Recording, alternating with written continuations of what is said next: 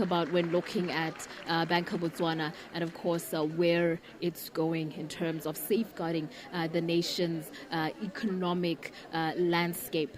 And of course, I do hope we will have an opportunity, possibly on the sidelines, before the program kickstarts, to speak to experts and really appreciate what this 50-year milestone really means for the bank, what it really means for the country, which of course is in transitional development. Botswana was established, reached its independence in 1966, and of course the need to develop transformatively was very important. And we had institutions like the Bank of Botswana, who played a critical role in setting the tone for the direction in which the Botswana government at the time will move in, and then the progress of its economy years later. We're looking at this golden jubilee also as a reflection of where the country has been in terms of its economic landscape and the value that the bank played then. And of course, we're also looking, I do hope, towards a better future.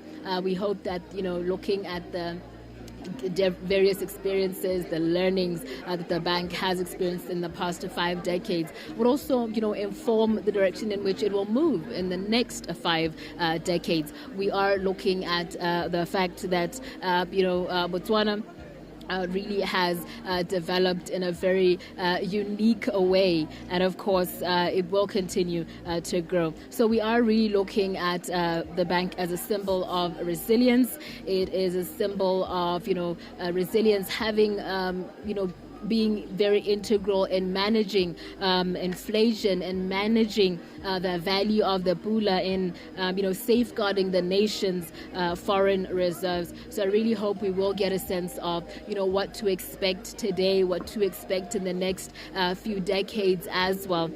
We're looking at, the Bank of Botswana. It has so many aspects to it in terms of its mandate, looking at key issues around economic policy. This is where, of course, the bank plays a pivotal role in analyzing key economic policy issues, both domestically as well as internationally. And of course, there's a lot that we can say about, financial stability, what we can say about its regulatory and supervisory role as well. We're looking at payment systems. We're looking at issues of the currency and financial markets. But do allow me at this very moment, maybe just to get insights from the Deputy Governor, Ramasalila, who of course will give us, better insights as to where we are, where the bank is, where the bank has been, and of course the direction in which it's moving in beyond even 50 years. Ramasalila, thank you so much for joining us this fine morning. Today is a very auspicious occasion for the bank and of course for Botswana. What can we say about the value of today? Today is history in the making. We're looking at 50 years. What does it mean for Bank of Botswana? It's a big milestone.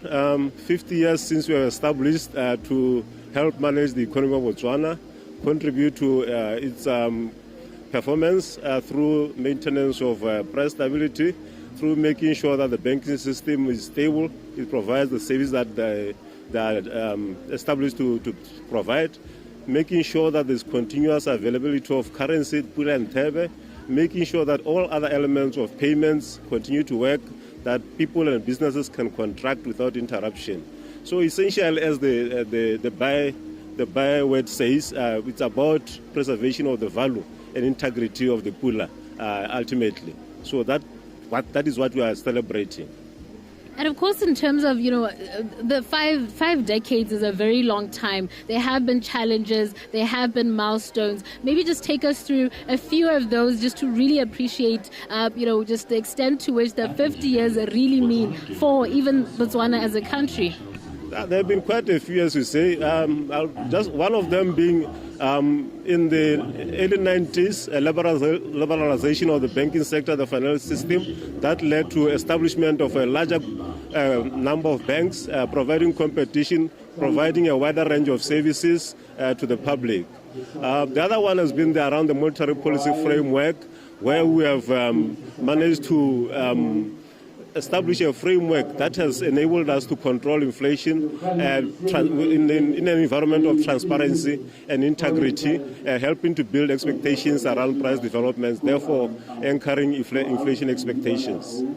Yeah. And of course, looking at the mandate of Bank of Botswana, there's, the responsibilities are, inexpendable, if you may. We're looking at financial stability, the economic policy. Maybe take us through what economic stability really means, and what does the bank really have to do to ensure that the country really experiences that level of desired stability? Yes, as I said, one element of stability is price stability, that prices don't increase so fast that they erode inflation incomes, so fast that they engender loss of confidence in the currency. That stability means that businesses are able to undertake their activities, people are able to transact, invest, knowing that the value of their money will not be easily eroded. Another element of stability is obviously the financial system. People using the banking system to save, to bank, to borrow with confidence that the bank will still exist tomorrow. Also, another element of stability is, as I said, is that the payment systems works. That is, if I promise to pay you, the instrument that I promise to pay you with will be honored, and that generates stability and enables transactions to take place. Yes. Let's look at a few changes that have happened in the past few months in this year. Looking at in July, the average prime lending rate, experienced a bit of a shift. What really happened there, and why was it important for that shift to actually happen? Yes, it's a challenge that arises from the way the banking system is funded. It is concentrated, meaning it is funded by a few large depositors that then beat up interest rates, making banks to compete for their deposits through higher interest rates. And because they are paying higher interest rates, it means their margins are squeezed. Therefore, they may be forced to increase the interest rates that they charge for loans, which presents a challenge in terms of our policy stance, which is accommodative, meaning that we are trying to encourage borrowing by the public and the businesses. In that environment, yes, there's a challenge. But you are working on it. We are talking to the banks in how we can manage the situation, how we can improve funding diversification. And that is work in progress. But in the meantime, I think we are in control of the situation in terms of we want to maintain an accommodative monetary policy, even through the interest rates charged by the banks. And then maybe on the issue of the way the current inflation rate stands, locally we're hearing a lot of people talking about how everything is expensive nowadays. Where does the bank come in terms of not just cushioning, different markets and even the individuals themselves? Where does the bank come in, and what can individuals do in terms of obviously also surviving, the impact? Well, the anchor is really, as I said, price stability, making sure that prices at most increase by 6% year on year. But the other thing is the customers themselves must shop around for best deals in terms of where they can get goods and services at the better prices. Even in terms of the banking system, shop around where they can get the best interest rates, both for their savings and as well as when they are borrowing. So it's about us doing our job, but also the public participating in this competition among the banks as well as the other players in the economy. Yes. Let's talk a little bit about our currency. We have the Botswana Pula, and of course, where is it as we stand right now, given the recent changes as well? No, it's based on our measure. Of course, there were changes, but based on our measure, we consider to continue to be stable. Of course, we had to make those adjustments. There were one-off adjustments that made the Pula a little bit more expensive. This is so that we preserve our foreign exchange reserves, because we are not earning enough currently in terms of the foreign exchange reserves, so we need to preserve them. But also so that we encourage exporters, that they can sell competitively in foreign markets, but as well as compete against imports. But even in that environment where the Pula is a little bit more expensive, there's still space for customers to negotiate for better rates for the Pula. And customers that are knowledgeable in this respect are negotiating for better rates and are getting better deals. And the banks themselves are responding, as well as also competing in terms of going to bureau the changes, because they sometimes offer better rates. Thanks. You know, oftentimes when we talk about money, to a layman, sometimes it feels like it's very difficult lingo, to really understand. In terms of the level of awareness and community development and creating that level of awareness, I mean, we do have members of the community here gathered to celebrate with Bank of Botswana. What are you doing as a bank to ensure, simplified version of understanding money, currency, the economy, and the like, and as well as the contribution of an average Botswana? Yes, it's not an easy thing, but we are engaged. We have a function that we have created that is focused solely on public education. We also have a function that is focused solely on business conduct and regulatory compliance, such that we regulate how banks conduct their business, and also that they are compliant in terms of the laws, regulations, guidelines, and so forth. And also that enables customers themselves to be aware how they can engage banks so that they get better deals from the banks. Meaning, they engage banks meaningfully with knowledge. But as I say, public education is key. We have a number of dissemination channels, including economic briefings, including our publications that we are trying very hard to simplify. You know that every time we have a monetary policy committee meeting, thereafter we issue a press release. We call the media to our building to explain what we have done and why we have done it. They ask questions, and we continue to clarify the issues. And as I say, public education, we are involved in consumer affairs. In other shows, our people go there, engage with the public, educate them, and direct them where to get information about the bank's operations. And talking about, the level of awareness and the education drives that you obviously roll out, when we're talking about the current, the notes and the coins, what level of responsibility does the public have to exercise in terms of, even handling money, from putting it in your pocket to transacting it back into the bank as well in the ATM? How does that work? As I said, the value and integrity of the pula is not just in terms of kebokana. It is also in terms of how it looks, how it feels. And for us, it's very important. It's very important in terms of the integrity of the currency. Because a crumpled currency, a currency that is dirty, does not project well. Even it says something about how the economy is performing if it is not well handled. So we encourage people to handle money with care, handle money properly, not crumple it, not fold it such that it becomes unsightly.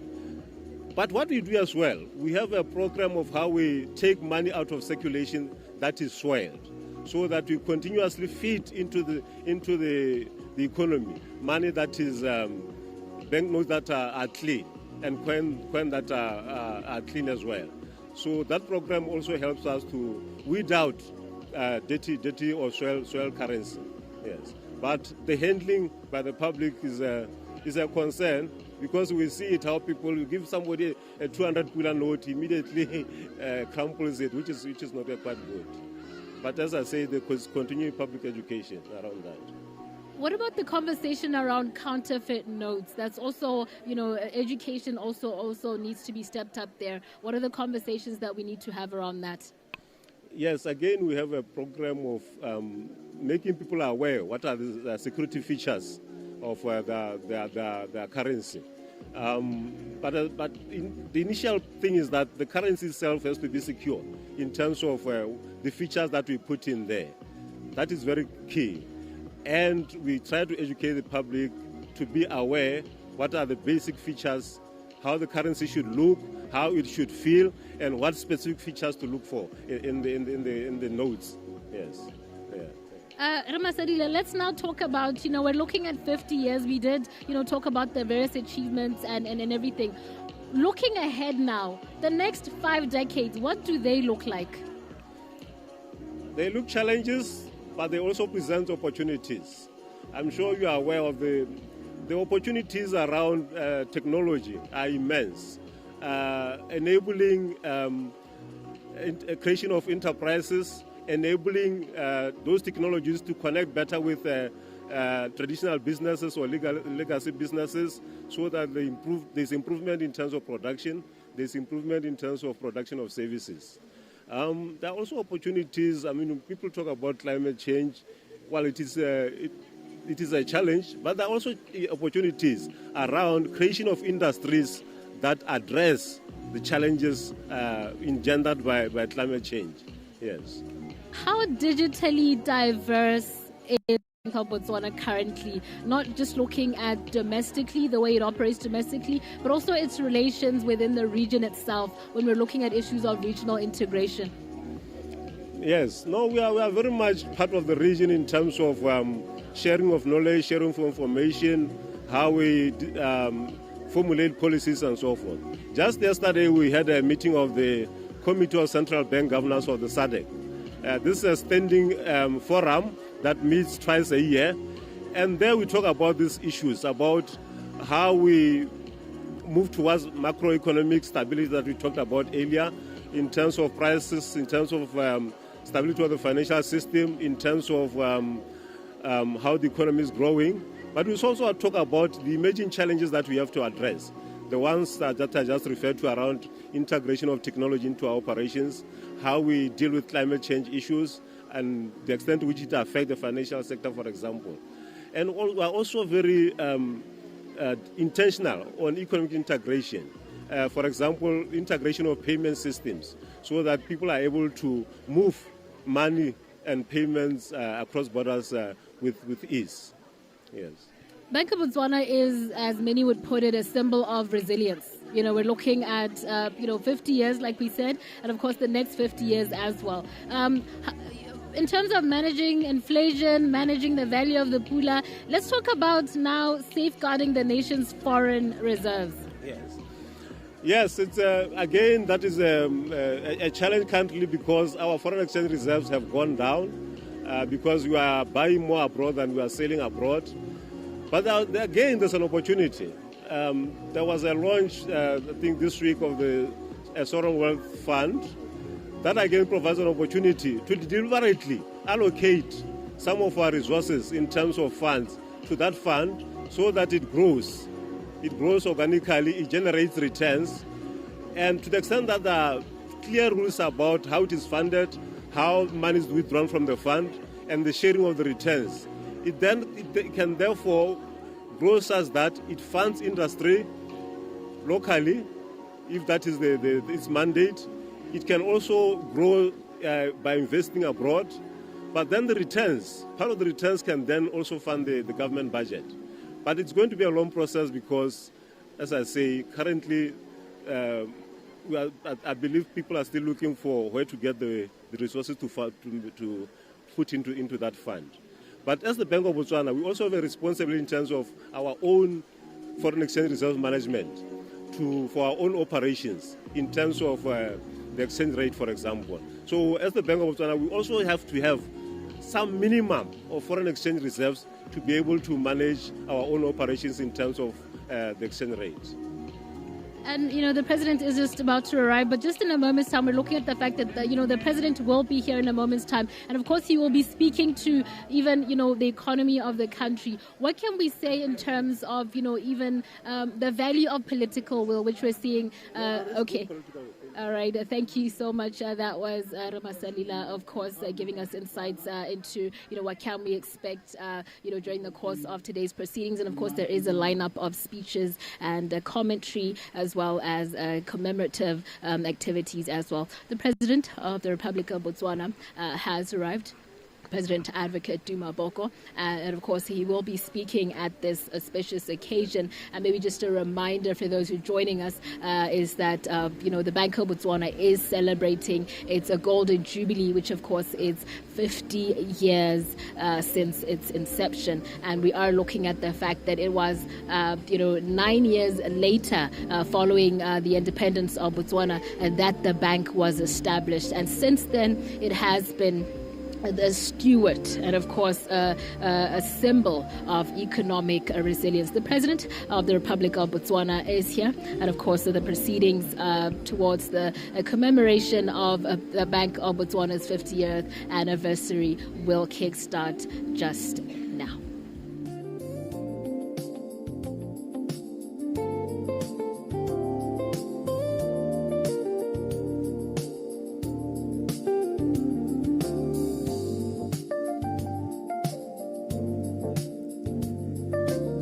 Ladies and gentlemen, let us now remain standing for the national anthem of the Republic of Botswana. Thank you. By Police Band and Bank of Botswana Choir.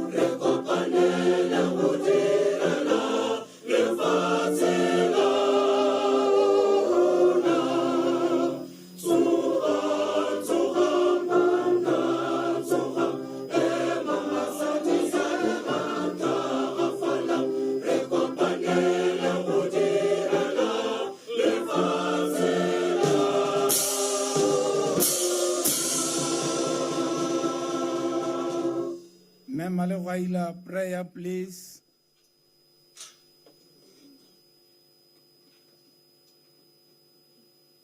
It's not often times that they practice together, Bank of Botswana Choir and Botswana Police.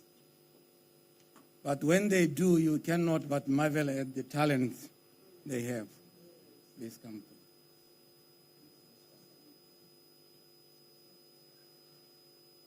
Good morning. Before I start praying, I just want to give a bit of context to our prayer. I'll read on Psalms 126. It says, "When the Lord restored the fortunes of Zion, we were like those who dreamed. Our mouths were filled with laughter, our tongues with songs of joy. Then it was said among the nations, the Lord has done great things for them. The Lord has done great things for us, and we are filled with joy. Restore our fortunes, Lord, like streams in the Negev. Those who sow with tears will reap with songs of joy. Those who go out weeping, carrying out seeds to sow, will return with songs of joy, carrying sheaves with them." Heavenly Father, we thank you this morning. Thank you for the gift of life. Thank you for waking us up this morning, Lord Father. It's not because our alarms went off, but it is because of your grace, Lord. You ushered us safely into this institution, the Bank of Botswana, Lord. Father, in the mighty name of Jesus, Lord, as we, your veil today, Lord Father God, as we jubilee, as we rejoice, Lord Father, we thank you for your goodness, for you are the one that has taken us this far, Lord. Heavenly Father, today we blow the shofar of joy, Lord Father God. We blow the horn of rejoicing, Lord Father. We say, God, you are good and you are God among us. Father, you have taken us this far, 50 years, Lord Father God. We have seen you grow men and women, Lord Father God, in this place. We have seen you appoint leadership, Lord Father God, in the Bank of Botswana. From the very humble beginnings, Lord, shown by the tip of the shofar, Lord Father God, the horn that is tapering, Lord Father God, blown from the small side, bringing sound from the bigger side, Lord. Father, we have seen you grow us from the humble beginnings up to the great institution that we stand here rejoicing of, Lord. Father, we thank you in the mighty name of Jesus, Lord. We thank you for each and every person that is here present. Lord, we look forward to another 50 years, Lord. Father God, and as we look forward to the 50 years, Lord, we pray and trust in your providence, Lord Father, that you will restore anything that we have lost as the bank, as the nation, Lord Father God. You will restore our economic situation. You will restore our honor as the institution that manages, Lord Father God, the reserves of the bank. Father, in the mighty name of Jesus, anyone that is standing here, Lord, today, Father, anything that they have lost, Lord Father God, a jubilee symbolizes restoration, Lord. And we trust that you will restore us, Lord Father. In the mighty name of Jesus, Lord, the land that has been taken away from us, Lord, for whatever that has been taken, Father, in the mighty name of Jesus, we pray for a renewing, for a restoration. If there has been any form of slavery, Lord Father God, whether in the mind or in the heart or in the soul, Father, we pray a redeeming, Lord Father God. We pray freedom in the mighty name of Jesus. Father, we rejoice today, Lord Father God, not because we are intelligent. Of course, you have given us intellect, but Lord, all intellect, all wisdom comes from you. And we recognize, Lord Father God, that we would not have come this far. Father, if it wasn't for you, the enemy would have devoured us, Lord Father God. Lord, we have heard that when it started, Lord Father, many doubted, Lord Father God, but here we stand, a great institution, Lord Father God, standing in a great nation. Heavenly Father, we glorify your name, and we say you are God. You are good, Lord Father God. I pray your peace today, that as we celebrate, Lord Father God, may we experience joy, a joy that surpasses understanding. Lord, somebody might say the economy is not well, but Lord, we rejoice not in the circumstance, but in the knowledge that God lives among us, Lord. Father, I pray your peace among your people. I pray your love among your people, Lord Father God. I pray healing among your people. If there is any among us that is not well, I pray that the Jubilee will bring healing today, Lord Father. Lord, I thank you and glorify you in the mighty name of Jesus. Amen.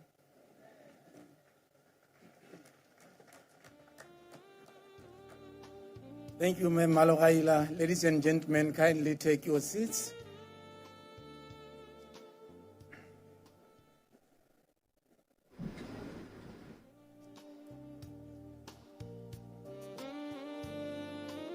The President of the Republic of Botswana, Advocate Duma Gideon Boko, the Vice President of the Republic of Botswana and Minister of Finance, Rendaba Nkosinati Gaolati, the Speaker of the National Assembly, Honorable Ditapelo Korapetsi, former President of the Republic of Botswana, Your Excellency, Dr. Festus Gontebanye Mogai, and I must add, former Governor of the Central Bank. Cabinet Ministers here present,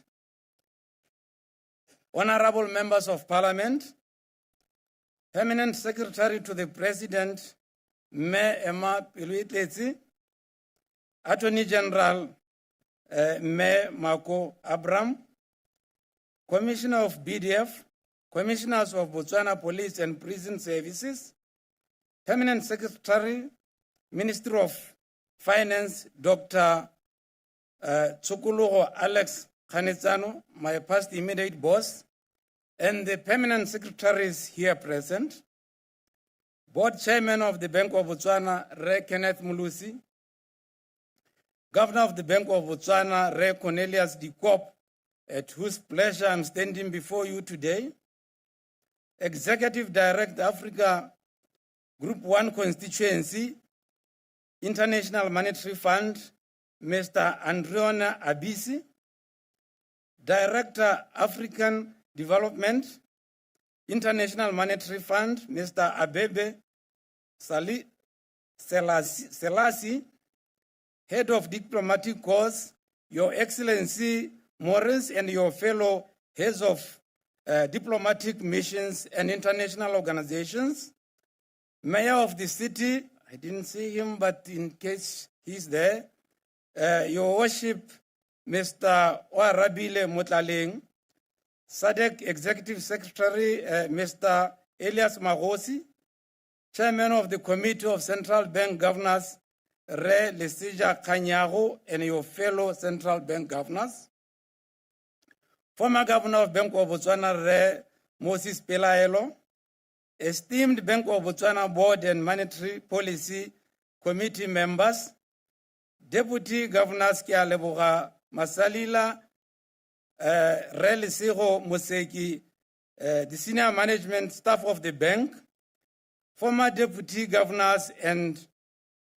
former bosses, Re Keith Jeffries, Re LWETSE, and of course, Andrew Mutsumi, senior government officials and heads of parastatals here present, chief executive of financial institutions and other captains of industry, SADC Committee of Central Bank officials, Bank of Botswana staff, current and former, media representatives, distinguished ladies and gentlemen, a very good morning to you all. My name is Chepete, a director, one of the directors here at the bank, and more importantly, I'll be directing the proceedings today. I will be assisted on my side by Recha Nkuluba Tayani. At this juncture, I wish to call upon the Awashi officer to give you a moment of safety. Meno Kutula.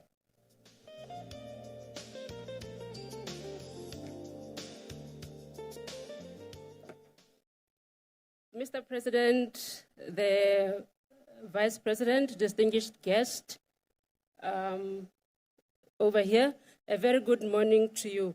My name is Nokutula Sibanda from the Bank of Botswana, and I'm here to share with you the bank's safety precautions that will assist us to have a pleasant and safe day. Here at the bank, we are generally low risk under normal circumstances, but we don't stop from advising people to be vigilant. That's the best advice for the day. Let us be vigilant to avoid tripping, to avoid slipping. If you are going to be using stairs, please kindly use the handrails provided, and there are hand sanitizer stations as you go up and down the stairs. And if you are going to be going through the glass turnstiles, please let us be gentle with the turnstiles, push them just softly. And at the bank, inside the building and as well as outside, we do not allow smoking. So for those of us who would want to smoke, it has to be outside. But we cannot just transfer the risk outside without cautioning you to be careful as you smoke outside, because we have our neighbors here in the government enclave. We also have our vehicles parked outside. So if you go outside to smoke, let us be careful about that. In case we have an emergency around this place, this is our usual emergency assembly point under normal circumstances, but now it's taken. The option that we have is to evacuate outside the premises. We have a space in front of the Pula entrance. The main gate over there is the Pula entrance, and the other one opposite the Ministry of Education is the TEME entrance. So we will use the Pula entrance to exit. We have emergency exits between our aisles. So just identify which one is closer to you, and then we evacuate properly. If it's fire, We have a team of safety marshals here. They will try to attempt to extinguish the fire. If we need any first aid care, it's there on site. If we have any health emergencies that we may not be aware of, please indicate to the protocol officers to assist. For our health breaks, we have a set of restrooms in the building which is reserved for the VVIPs. And then the rest of us, we have a set of, or 2 sets of ablutions behind the building. The protocol officers will guide you. It will be on your right as you go behind the building. There is 2 sets in the building, and there's another mobile unit for visitors. As we use the bathrooms, let's try to balance hand hygiene and water conservation. The bank prides itself in its environmental protection initiatives, and we are proud to have a 6-star rating as a green building at the bank because of those initiatives. And thank you. And as we are here, let's use the protocol officers to assist us with our waste management. They will keep on coming around to collect waste. Apart from protecting the environment, we are also protecting you. We are keeping you safe by collecting the waste. Now, in terms of security, the bank is a national key point. It's recognized as a national key point, and we have to protect it at all costs. So it's a high security area whereby access is controlled. Whenever you visit, you are supposed to be escorted by your host or a protocol officer or any other designated person. There is continuous surveillance through our CCTV cameras as well as officials. There will be random searches. Some searches are mandatory and some are random. As you come in and go out of the building, we do not allow weapons, we do not allow drugs, we do not allow alcohol. Even in this commemorative or celebratory mood, we don't allow alcohol. And removal of items is only through authorization. If you happen to identify something that you think is lost or it's misplaced, let us know and we'll try by all means to reunite it with its owner. Those of us who would want to take pictures, some areas in the bank, photography is prohibited. So seek guidance before you take pictures. Thank you very much, ladies and gentlemen. Have a pleasant and safe day.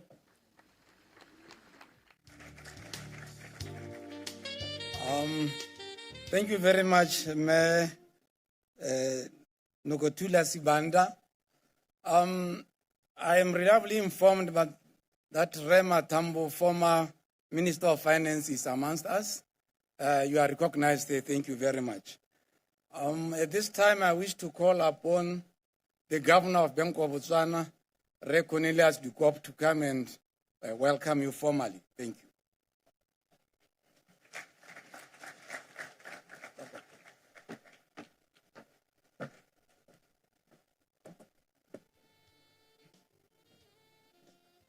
So in our culture,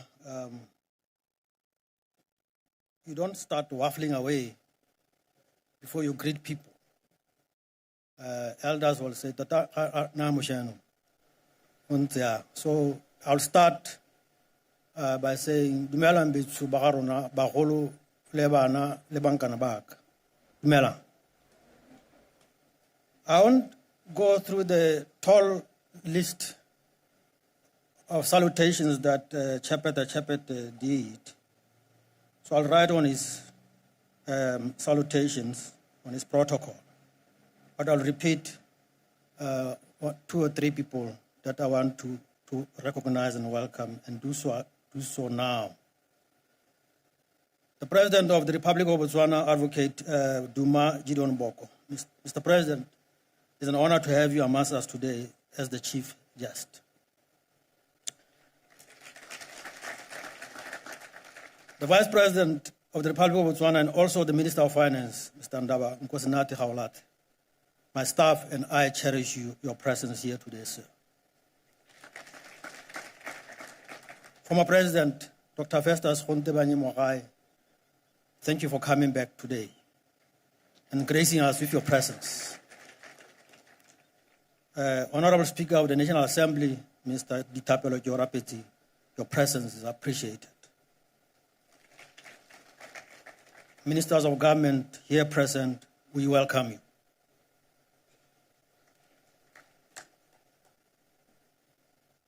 Chairman of the whether good thing, if he's there, you are welcome, sir. Permanent Secretary to the President, we welcome you, Madam. Deputy Permanent Secretary to the President, we welcome you also. Former Minister of Finance, my former boss, Oki Matambo, I just met you. Welcome back, sir. Chairman of the Board of Directors of the Bank of Botswana, Remolusi, we have just spoken. Executive Secretary of the SADC Secretariat, Elias Magosi, you are welcome, sir. Former governors here present, some I have just recognized already in other roles. You are welcome, and of course, my colleagues, Chapter has recognized you, governors from SADC, governors of the central banks from SADC, and even governors from outside SADC. The Managing Director of Lukara, Nasim, I don't see you, but I want to recognize you if you are here, and thank you for allowing us to use the imprint of the MOTSHEGARE diamond. I won't say now at this point on what. I want to give a shout out and recognize Deputy Governor Lesego Kastamoseki and his 2IC, as the military people would say, Chapter, who is also the Director of Ceremonies. And our team, in their hard work to lead the Project 50th project team and to have what we have today. Ketlalo leboga sentle ba tsamaile. Former staff of the bank, welcome back.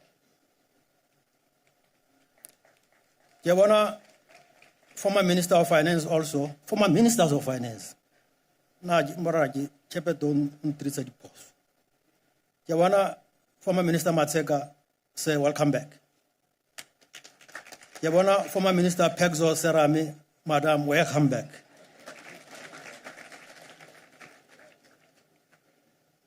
I would also like to take this opportunity to welcome the delegation from Kangwa Primary School. Kangwa Primary School is in the Northwest District, in the Okavango sub-district. In that regard, I recognize the head of the delegation, Haratwe Charles, and the pupils of that school. I'm elated to see you today at your bank's celebrations.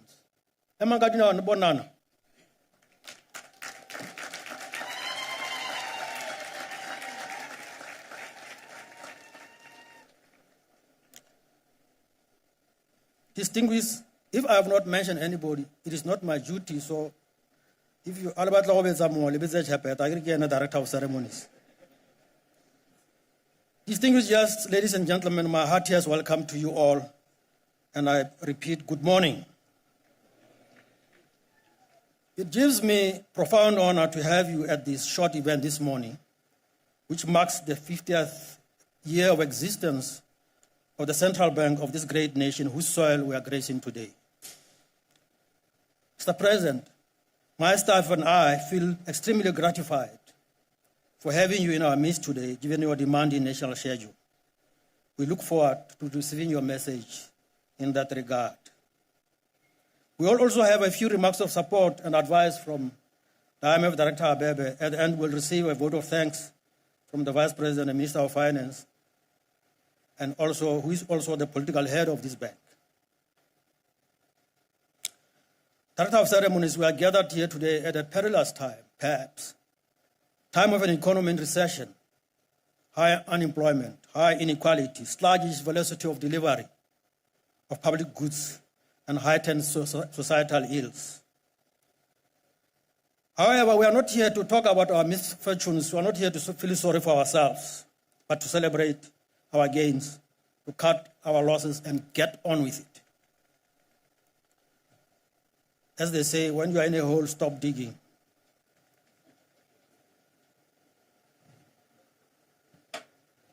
We should do so because there's a silver lining in the crisis. There's a silver lining in any crisis.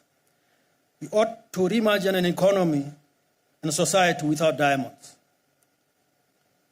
We should not sit around and await the day the diamond market will be bullish or the day the diamond market will turn around. We should do other things. We should stop sitting around waiting for the diamond market to do well when there have been crises, like in the past 50 years of the life of this bank. In the 80s, 1981, 2008, the 2 or 3 euro crisis, COVID, those times should be over. As this central bank, we have reimagined and we reimagine an economy without diamonds. There has to be a mentality shift. The recently launched Botswana Economic Transformation Program is an opportunity begging to be embraced to catapult us into the future. For us as a central bank, we are dealing with the situation, and we do the heavy lifting to provide first line of defense to the economy. Centuries ago, when a central bank was conceived, it was created during wartime, was meant to deal with crises and safety of the financial system. That is still there in the DNA of central banks. But economic booms can also cause financial instability. This central bank, in the past 50 years, the Bank of Botswana has withstood the perils of both crises and perverse consequences of economic booms. Director of Ceremonies, the singular claim, I speak about that, but the singular claim of the occasion today is Bank of Botswana and its Golden Jubilee. So I won't overly discuss the statement of fact I've just made. It's a day of celebration. Allow me to confuse you by stating that this is not the day the Bank of Botswana was established, though. You've seen those of you have had the opportunity to listen to the videos here. So here's the short story. The first president of the Republic of Botswana, SETSWANA, whose memories are forever entrenched in our hearts as a nation, commissioned a committee in 1973 to assess the pros and cons of leaving the ranked monetary area. This was, I'm told, prompted by difficult and protracted negotiations amongst members of the RMA that were ongoing by the time, which ended in December 1974. The commission was chaired by none other than the Permanent Secretary of the Ministry of Finance and Development Planning, then Christopher Lamp Quilhermans, may his soul rest in peace. He would later cross the road from the ministry to become the first governor of the new central bank, the Bank of Botswana. You know, the Minister of Finance, before we moved to the current building, we were just somewhere the building here between Parliament and this place. That's where the Minister of Finance was. Prior to that, it had been announced that the nation, in 1974, by sheer valor, that Botswana was leaving the RMA, a decision actuated by the glory of economic sovereignty and national pride. Consequently, Parliament of Botswana passed organic legislation establishing the bank in April 1975, with the Bank of Botswana effectively established in July 1975. The national currency, the pula, which means for those of you who are foreign, means rain, was launched on the 23rd of August 1976. And to date, we celebrate that day as Pula Day. Director of Ceremonies, this celebration could have taken place on any of those days on which the bank and the currency were established. But we don't celebrate alone as a country, though, as we know. We have to invite friends and stakeholders at their convenience. In that regard, one such stakeholder is the Committee of Central Bank Governors of SADC, whose meetings are hosted by member countries on a rotational basis. It was Botswana's turn this time. That committee is called CCBG. The shorthand for it is CCBG. The CCBG was established by SADC Ministers of Finance in July 1995 with the objective of developing financial institutions and markets, harmonizing monetary, investment, and foreign exchange policies, and facilitating smooth flow of payments between and across member states. The CCBG has also turned 30 years in July this year.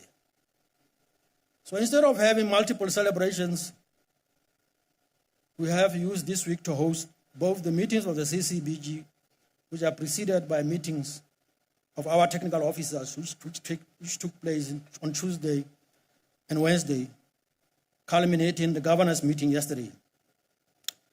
Even with the adjournment of the meetings yesterday, the governors and their staff who are here have stayed on, Mr. President, to join us today at this ceremony and also for the symposium after lunch.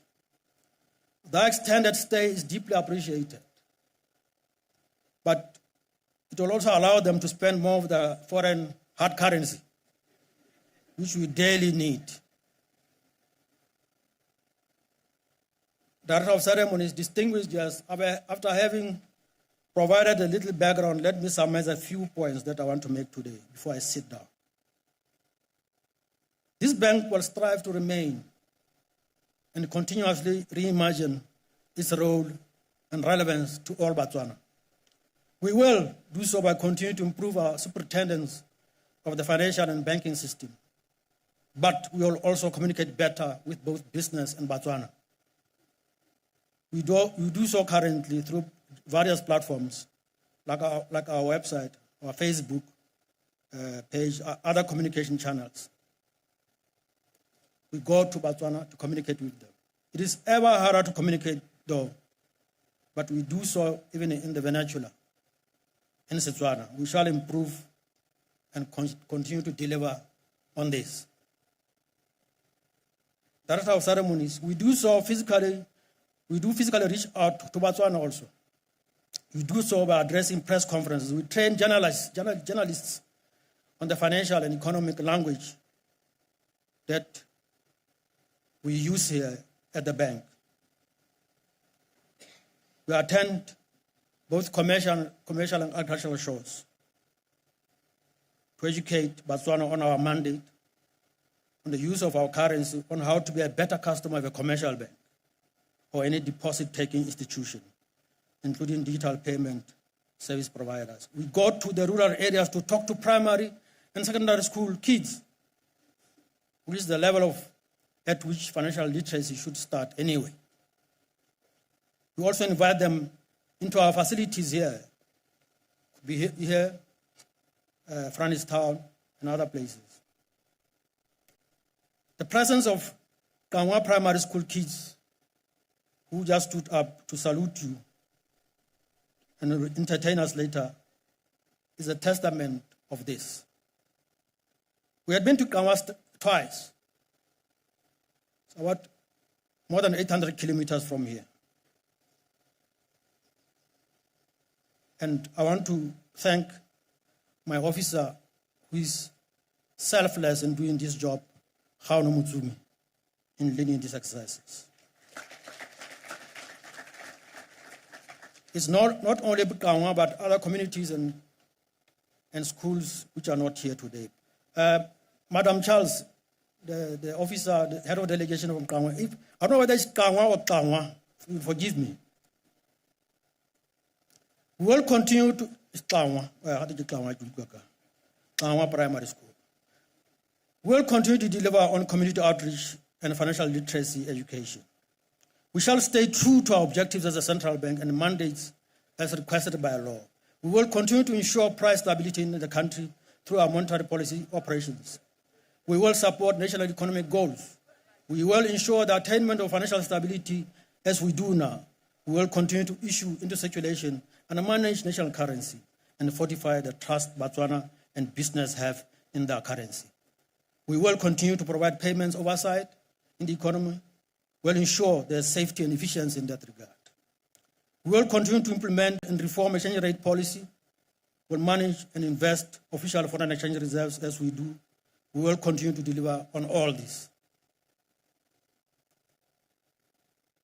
Director of Ceremonies, as a central bank, we have achieved things with absolute resolve. The bank has dramatically evolved and transformed over the years, albeit with challenges of both the domestic and international economy. Instead of just supervising commercial banks in the formative years, it is as it did during the formative years.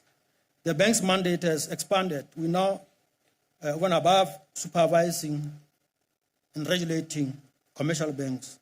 We license and regulate all electronic payment systems, services, and digital banks. We now regulate and supervise credit bureau, or bureaus in SETSWANA. Bureau,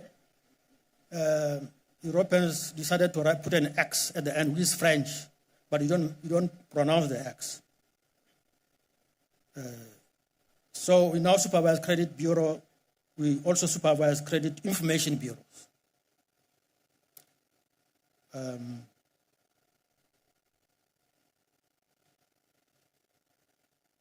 We also supervise and regulate these forex bureaus.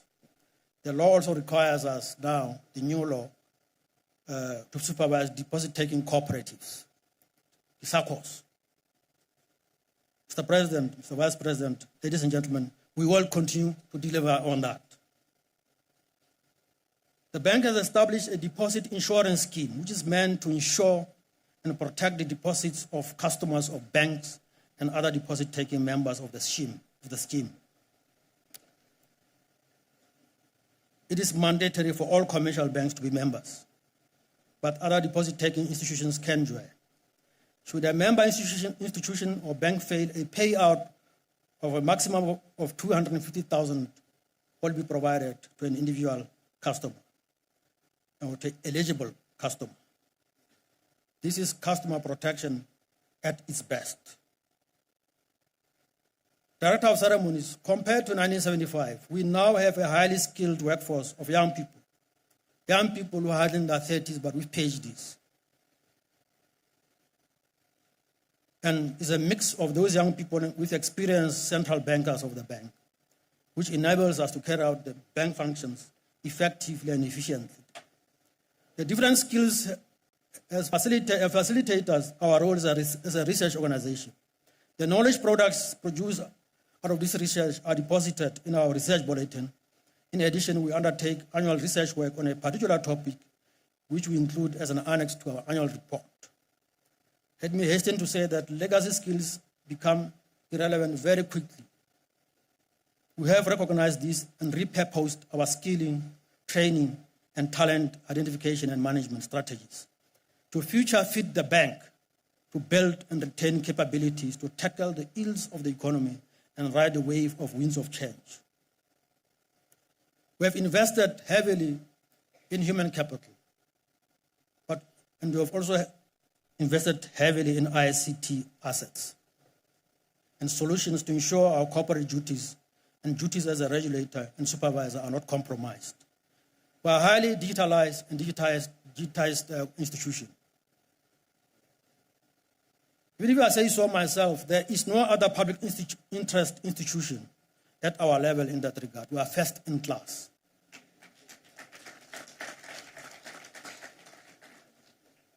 This is because of the ingenuity and intelligence of the staff of this bank and its status as a high-performance organization. In this bank, there are no sluggers, it's just high performance. If you don't perform, you go.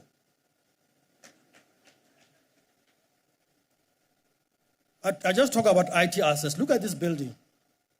For the eye, you will think that is just brick and mortar from outside. But the inside is wholly digitalized and automated. There's still a lot we can do, Mr. President, Mr. Vice President, and elders, insofar as digitalization space is concerned. We will, in the immediate, do so in the payments and settlement space.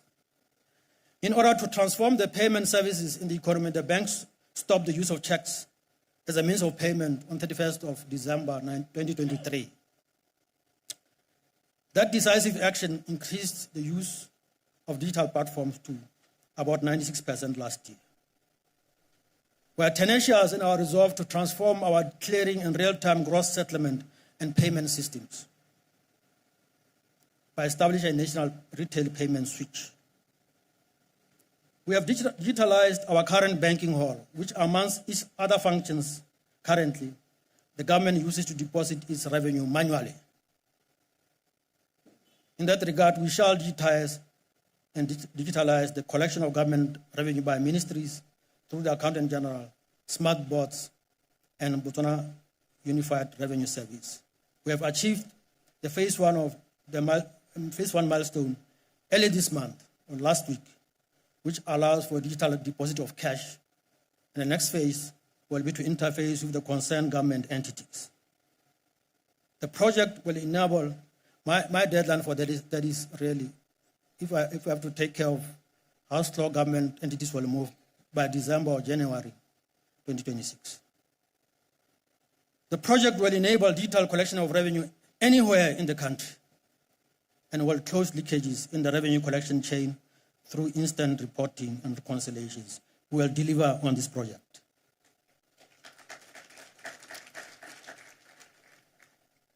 Director of Ceremonies, this central bank has embraced and is using Gen AI models and solutions, tools and solutions. We use AI for our corporate systems. See, we don't use paper. But we do sometimes use paper to accommodate our customers and stakeholders. The speaker is here. I have to produce annual reports to go to Parliament. We use data analytic tools like Power BI for our financial statistics, including balance of payments calculations and data analytics. We use machine learning for our inflation and GDP analysis. We are first in class, and we will deliver on this. Director of Ceremonies, we're in the process of establishing a regulatory sandbox to provide an environment for testing of innovative technologies under supervision to eliminate risk to the safety and stability of the financial system whilst promoting innovation and financial inclusion. This will greatly benefit fintech startups. We are going to deliver the sandbox by the end of this year. We are also in the process of developing a financial services regulatory portal that will have in one place, in one screen, all the licensing and regulatory requirements for financial services in Botswana. The portal consolidates fragmented financial services regulatory frameworks to guide prospective investors and innovators in the financial services sector of the licensing requirements to operate in the country. This will cut down on time, inconvenience, and pecuniary expenses. Currently, the innovators have to spend money walking from door to door, filling forms, and even travel across the country.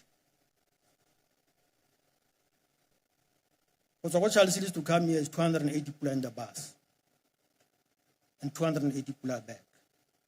And then you have to have money for food when you are here. And then you have to have relatives to sleep, place to sleep at when you're not, which are sometimes not there. With the availability of internet and network, they will access the portal anywhere in Botswana. Fill the forms and click submit. So everything will be there. CPA requirements, SEDA, everything. The bank, commercial banks will be on that portal. Director of Ceremonies, to design the portal, we did a hackathon the past 2 months, inviting youth companies to compete and design a portal. And that was achieved 2 weeks ago. We will deliver the portal soon. We are good to go. Director of Ceremonies, in closing, a central bank is to the financial system like a brain is to the human body. governing the nervous system and breathing, allowing the heart to pump blood through the arteries.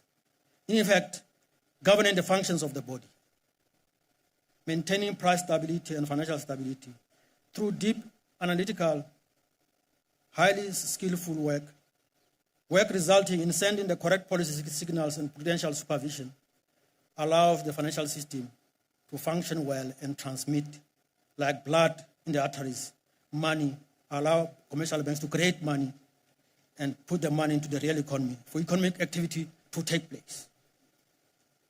In the same way, the body would shut down if the brain is not working. A central bank is also systemic to the financial system and the economy in that regard, as it is the brain of the body and the brain of the economy. It seems just the Bank of Botswana stands tall to deliver on its mandate, and we all deliver on our mandate. Director of Ceremonies, thank you very much. I shall now leave your podium. Thank you very much.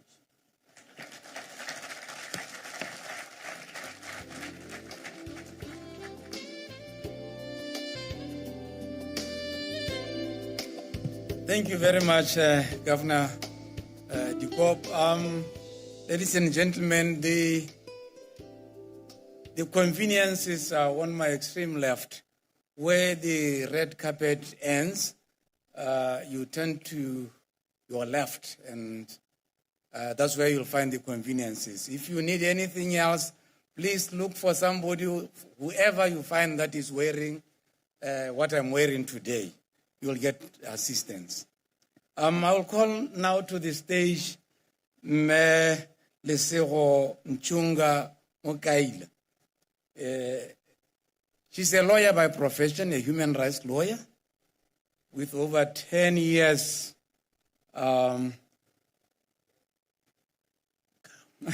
with over 10 years helping African countries. And about 10 years ago, she did a poet for Bank of Botswana when we were turning 40. Today, we invited her again as we turn 50.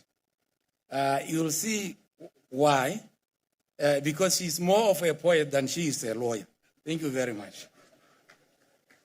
The stage is yours.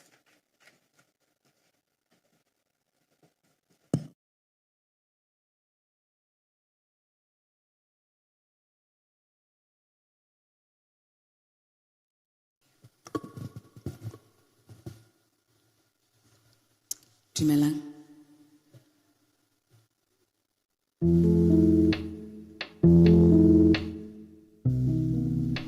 The pulse of progress. In the heart of the land where the Moana and Musu trees stand as ancient sentinels, in the cradle of independence, a new dawn awoke, when the ink on our constitution was yet to dry, our dreams yet to fly, our country yet to rise. When our anthem was sung with trembling pride, a new heartbeat arose. The Bank of Botswana, but not just a bank.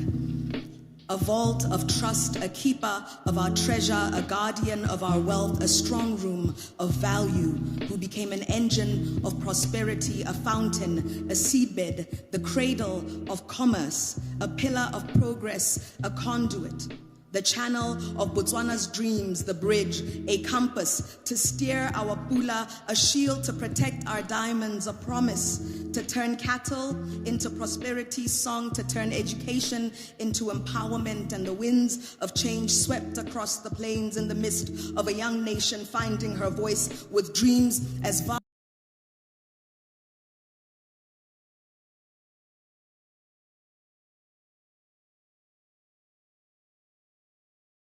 Who held the torch but briefly, with a fire enough to light the path. He planted credibility like sorghum in soil, knowing that a young nation needs roots. He said the pula won't stumble. And from his steady hands, we learned that sovereignty means stability. And he ushered in Refestas Gontebanye Mogae, who became the bank's architect, a name destined for higher rise. But first, he was a craftsman. He was the diamond cutter, shaping raw potential into polished growth. Reserves became the gleam like warapa stones, a cushion for uncertain days. Cattle were still the wealth of our fathers. But Ramukhae ensured that diamond wealth would not slip through our fingers like desert sand. He sowed the idea that the bank is not just about money, it is about protecting the nation's pride. From the kraals in Kanye to the classrooms in Gaborone, and then the Guardian. Mr. Charles Kikonyogo, like a breath or a blink, his time was brief, but in every journey there are bridges, and he kept the pulse steady, ensuring no falter in the young bank's stride. Even in brevity, we learned there is legacy, and then the visionary. Mr. Brenton Leach, with the patience of a farmer waiting for rain, he faced the winds of global recession, but held Botswana steady, proving the pula was not a feather to be blown away. And the fields of maize still bent under the sun, he taught us that the language of diversification was in the diamonds and the pula, who both sang, but the chorus was our balance. His era was when currency was trust, and Botswana earned the world's respect, and then the stabilizer. Mr. Quinton Heath, a decade-long sentinel, he saw Botswana rise. Schools multiply like stars across the land, healthcare reaching the most remote cattle posts, roads cutting paths across the Kalahari. He anchored the bank, fortifying its independence, strengthening its ability to weather drought and flood. Under him, the pula was not just about money in the pocket, it was the bridge between the diamonds and education, between the cattle and the clinics, between the mines and the markets. Heath taught us that stability is not silence, it is the discipline of holding firm so that the nation can grow. And then the reformer, Melina Mohotlo, the first woman to hold the torch, a leader for the ages, 17 years, longer than any before, longer than any since.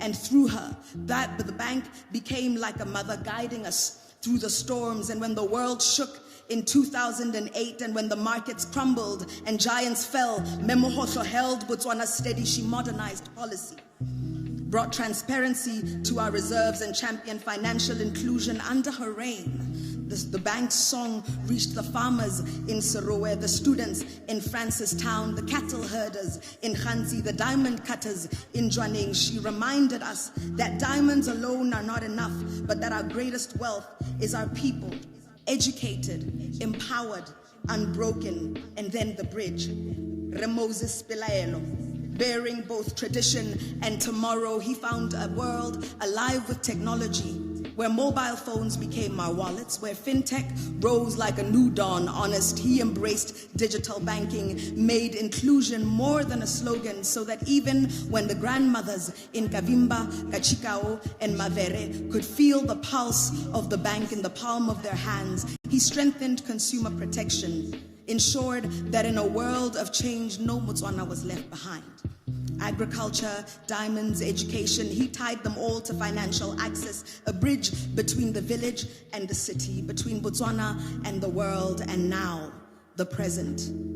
Reconilius Dikop, the unfolding verse, his task to carry us into a century of climate shifts, digital revolutions, and global tremors. His charge to prepare for a future where the Okavango Delta's lifeblood meets the algorithms of the digital age. He stands on the shoulders of Hamans, Mohai, Kikonyogo, Leach, Heath, Mohotlo, and Pilaelo, holding the torch not just for the bank, but for Botswana's tomorrow.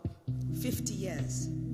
50 seasons of rain and drought, of cattle and diamonds, of pula notes folded in market stalls, of children lifted by bursaries paid in stability, of hospitals built from disciplined reserves, of farmers financed by steady hands. The bank has been the silent partner of the plow, the steady friend of the miner, the unseen ally of the teacher, and the heartbeat behind every Botswana story.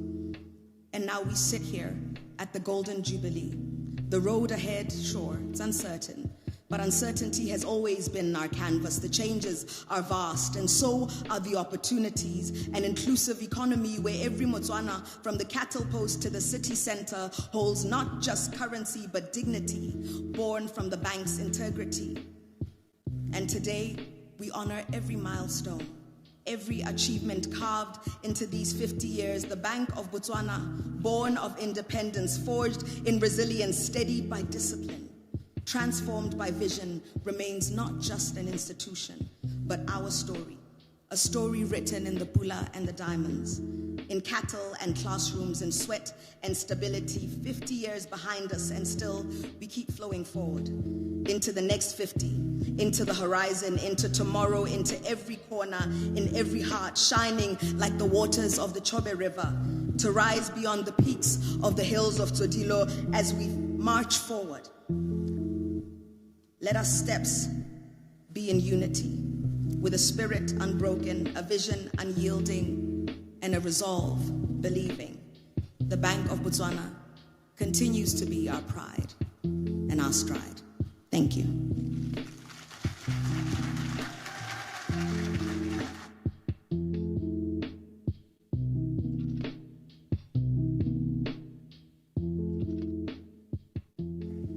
Yes, I'm sure you understand why.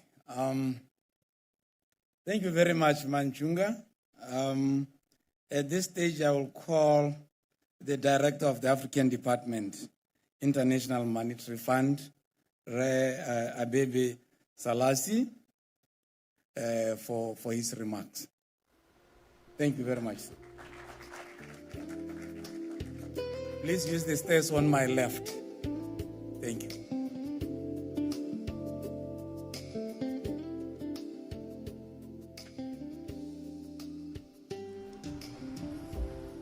Good morning, President Duma Boko, former President Mohai, Vice President Ndaba, Governor Cornelius de Koop, distinguished ladies and gentlemen, friends.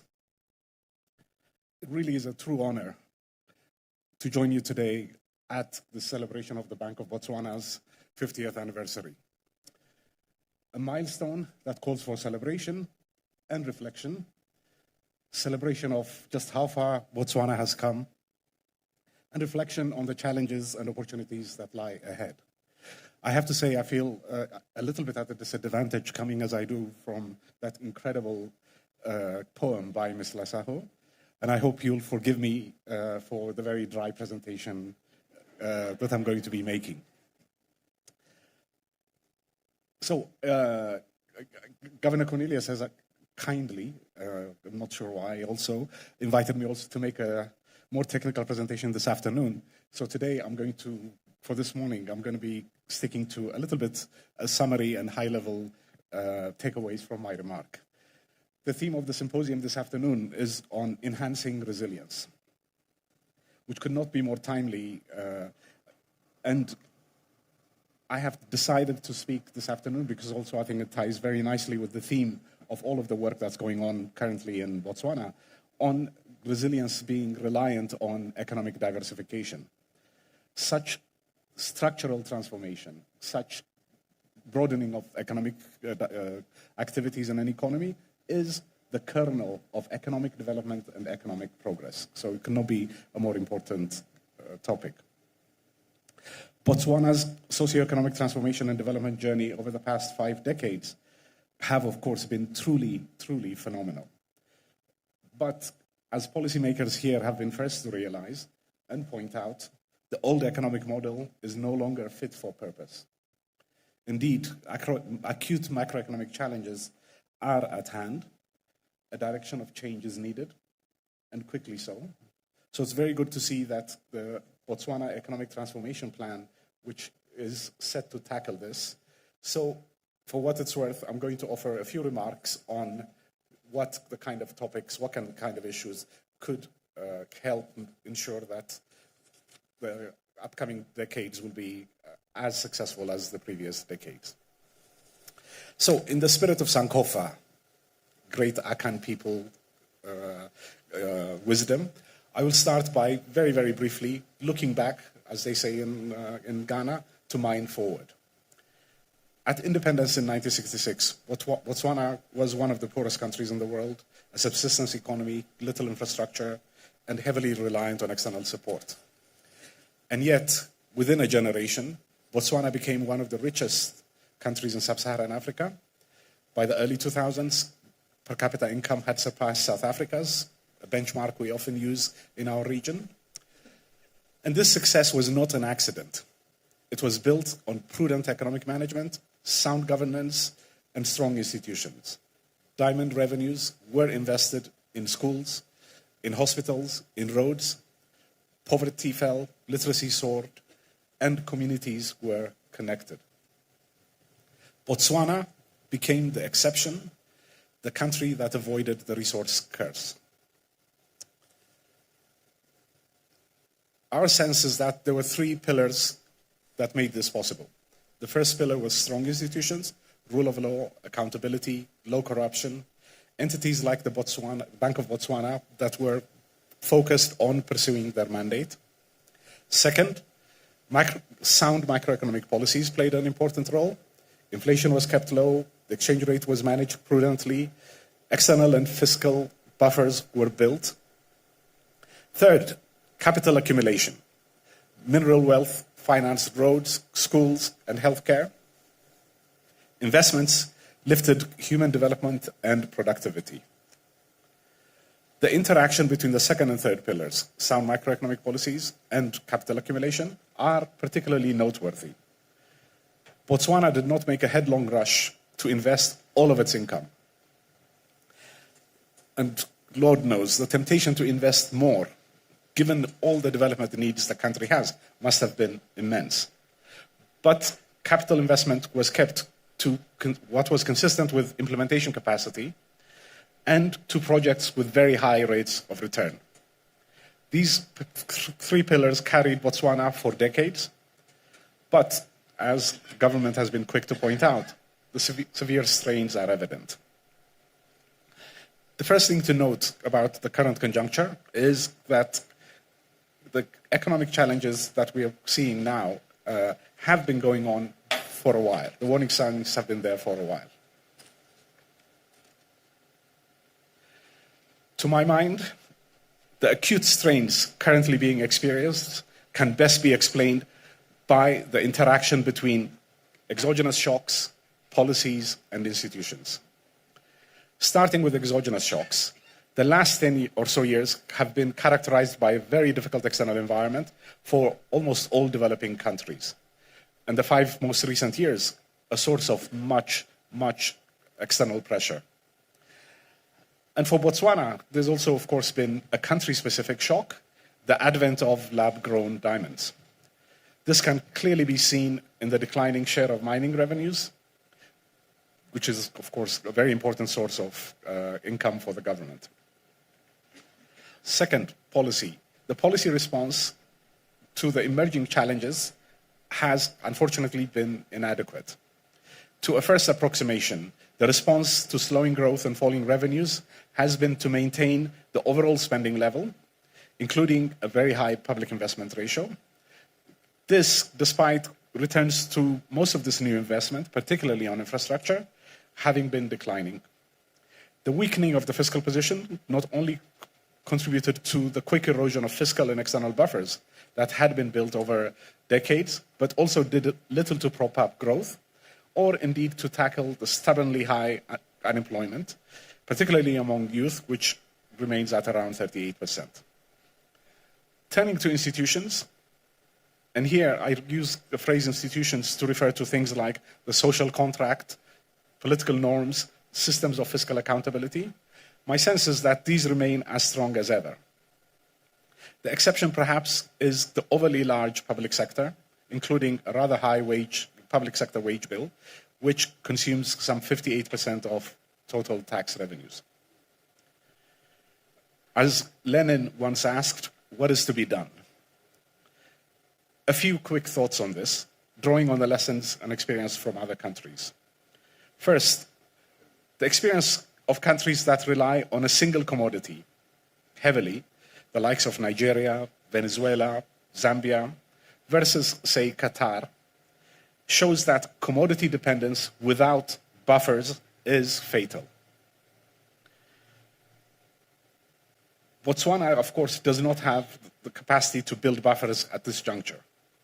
So instead, the focus has to be on diversifying its sources of income. But this economic diversification is easier said than done. Almost every country on our continent is pursuing this aggressively, but progress towards this has unfortunately been very slow. I don't say this from a sense of fatalism about the prospect for our countries. Indeed, I have absolutely no doubt that starting from the base we're at now, the next generation of Africans will be much richer, much more advanced than we are. But for us to do so, for us to help diversify our economies, it is really important to learn from our earlier mistakes and also from the experience of others. For obvious reasons, most notably, as on the video was noted earlier, the IMF was categoric in perhaps encouraging you not to create the pula. These days, as our managing director says, this is not your grandfather's IMF. This is not your grandmother's IMF. So we really talk more about trade-offs, and I offer some very high-level principles rather than explicit direction for policies. So as you develop your homegrown development plan, I want to offer the following 4 suggestions. First, accept that diversification will take a long time. Second, diversification is a journey with no fixed destination. Diversification is a journey that will require continued course correction. I say this because we're in a period of incredible economic upheaval, driven by geopolitics, by the ongoing incredible digital revolution. This offers huge opportunities, but it should also make us very modest about being overly confident about what particular economic sectors will drive economic growth going forward. Third, diversification, I feel, needs an approach where the state is more a venture capitalist rather than a wholesale and complete investor in activities or enterprises. The focus perhaps ought to be on sectors that expand the range of economic activities and allow innovation. And if and when investment initiatives do not meet the outlined objectives, it's important to move on to other sectors, to other activities. Too often in the past, too often in other countries, the mistake has been by policymakers tending to lower the bar and double down investment to try and make unsuccessful projects successful. So it's really important to cut our losses when we see investments not going in the right direction. Fourth, and this is the core of what the work we do at the IMF, it is really very important to sustain a focus on macroeconomic fundamentals. In particular, fiscal deficits need to be contained to levels that are consistent with debt sustainability, and the exchange rate needs to be allowed to adjust fully to reflect economic fundamentals and to react to shocks. In my 30 years at the IMF, working with many emerging market countries, these 2 policies have been the fundamental change in direction that we've seen and have kept economic crisis at bay and promoted development and progress towards higher income status. In contrast, it is countries that have run large fiscal deficits or not allowed their exchange rates to adjust that have endured the worst economic performance and or tipped into crisis. In closing, Botswana's journey from poverty to prosperity has been extraordinary, something that makes every African proud. But the model that has carried us here is weakening. Buffers are shrinking, diamond dependence, as you all know, remains, while the outlook for the sector has darkened. The urgency for reform cannot be overstated. Fiscal discipline, a relentless focus on economic diversification is what's needed now. I have no doubt, however, that leveraging the country's governance strengths, building on your incredibly well-educated workforce, that the Bank of Botswana's 100th anniversary will not only celebrate resilience, but also the high-income, diversified, inclusive, and sustainable economy you will have. I thank you.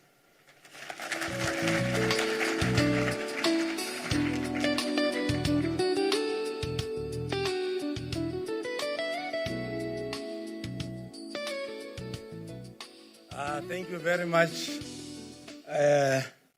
for the remarks. Gawane, please bring the tangwa over. Yes, there they are. They will just give us one item so that we try to save time. While they're on stage, Your Excellency, I will then require and ask you to come over for a picture with them. Thank you very much.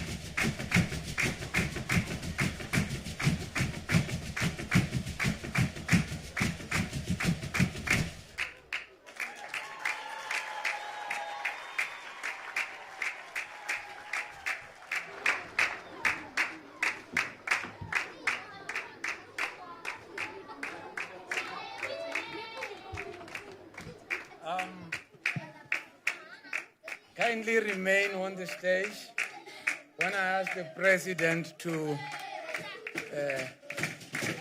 President, Evan.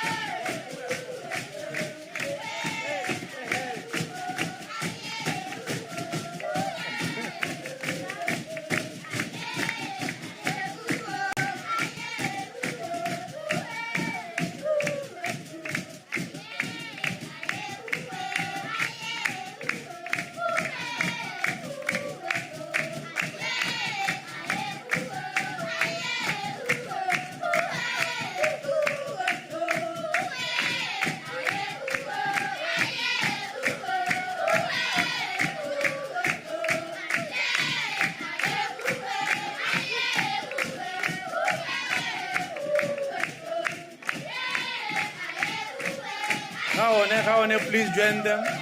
Kaone Musumi.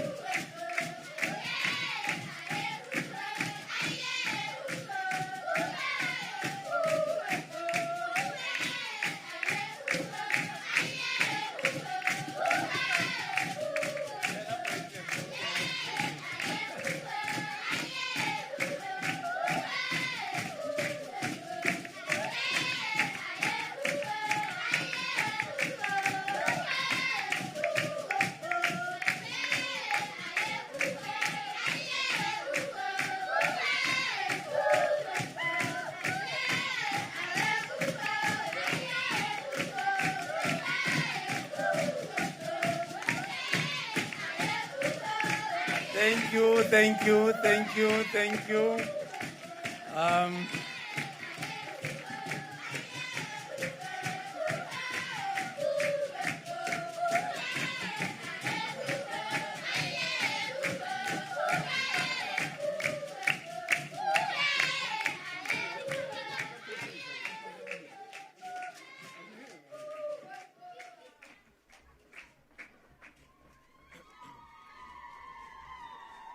Ladies and gentlemen, let me kindly ask you to sit because the President, Advocate Dumaboko, is now here to address us.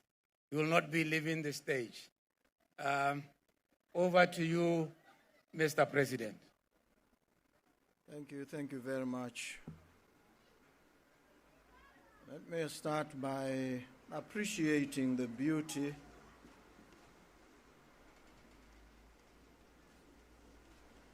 in the song and dance to which we've just been treated by these beautiful people, these children from Kangwa. The stomping of their little feet, those rhythmic movements, the chants, render stories. They render characters in song. We appreciate the art, the talent, the beauty. Thank you very much.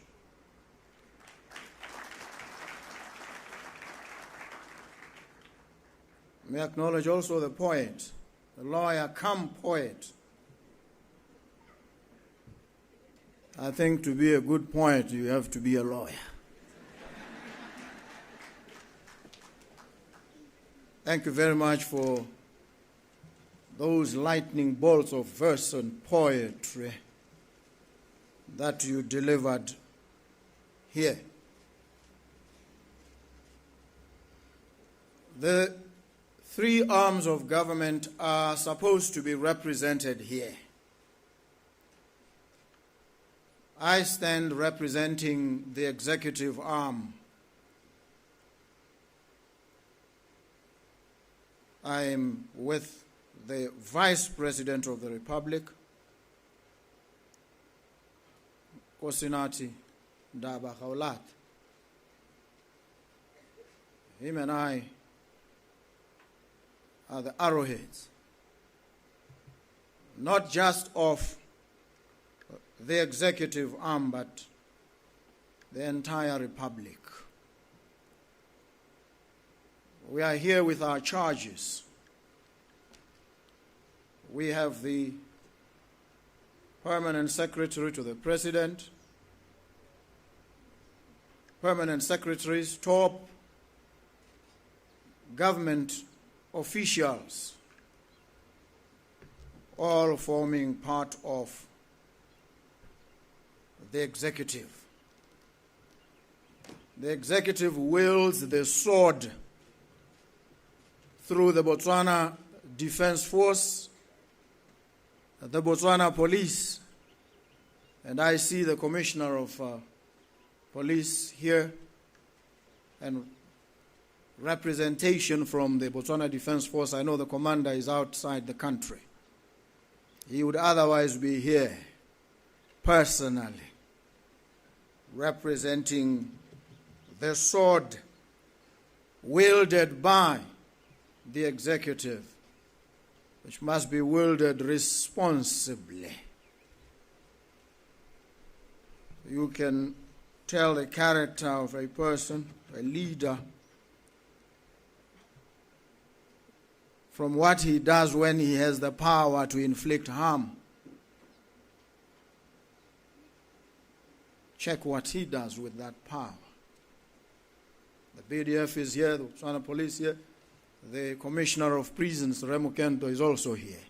They form part of the armed detachment of the executive under the President and the Vice President. We thank them for the loyalty that they show and the discipline that they enact, exemplify. We have government officers here serving this great republic. As part of the police force, we have those who also help us musically. We thank them.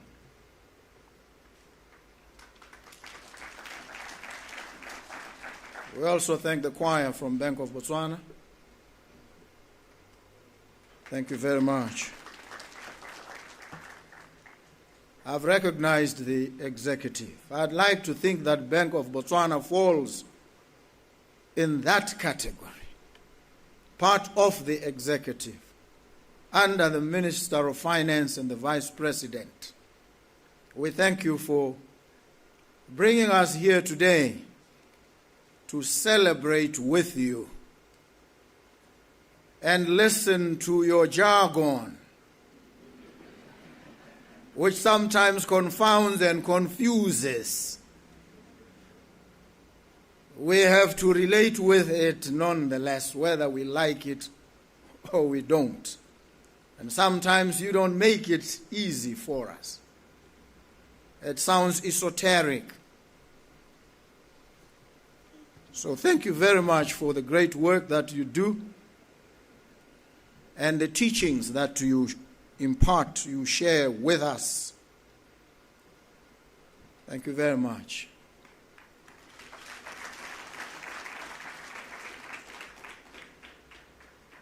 The Speaker of the National Assembly, the legislative arm of government, is also here, carrying the huge responsibility entrusted under Section 86 of our Constitution to him and to his charges, to make laws for the peace and good government of this republic. That's the standard for them. When they make these laws, we've got to check, are they in furtherance of peace and the good government of this republic? We thank them very much. We thank the Speaker, and we thank him for his maturity and equanimity when he runs the affairs of Parliament. We watch, we see, sometimes we play our little part. We are most grateful, sir, to have you.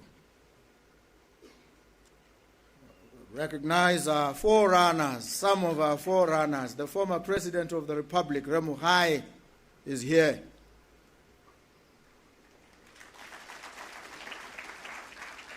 When he left office, he was interviewed by Miri newspaper. He expressed as one of his regrets the fact that he spent quite a great amount of time arguing and quarreling, as he said, with that human rights lawyer. I happen to be that human rights lawyer that gave him so much grief. I apologize.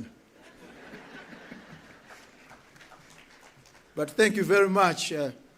He was an interesting president. He didn't shy away from engagement. He enjoyed being challenged.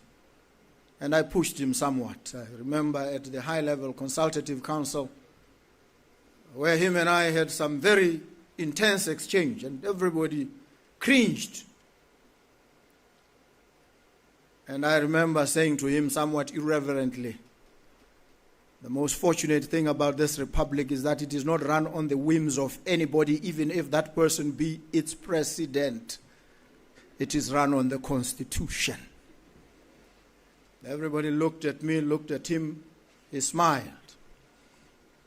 called for a tea break, came to me at the break and said, "No, I do not disagree with you.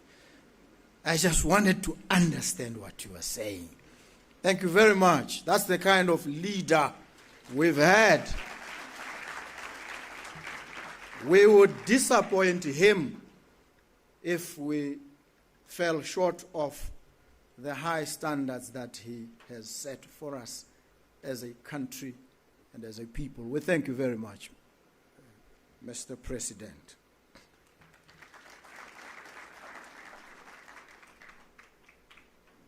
Thank those who came, the forerunners. We have a few former ministers here, former governors. In fact, the former president was himself a governor of this bank. There are others. I see them here, and I recognize them with gratitude and thank them for the work that they did for their country in the most difficult of circumstances. Thank you. Thank you so very much.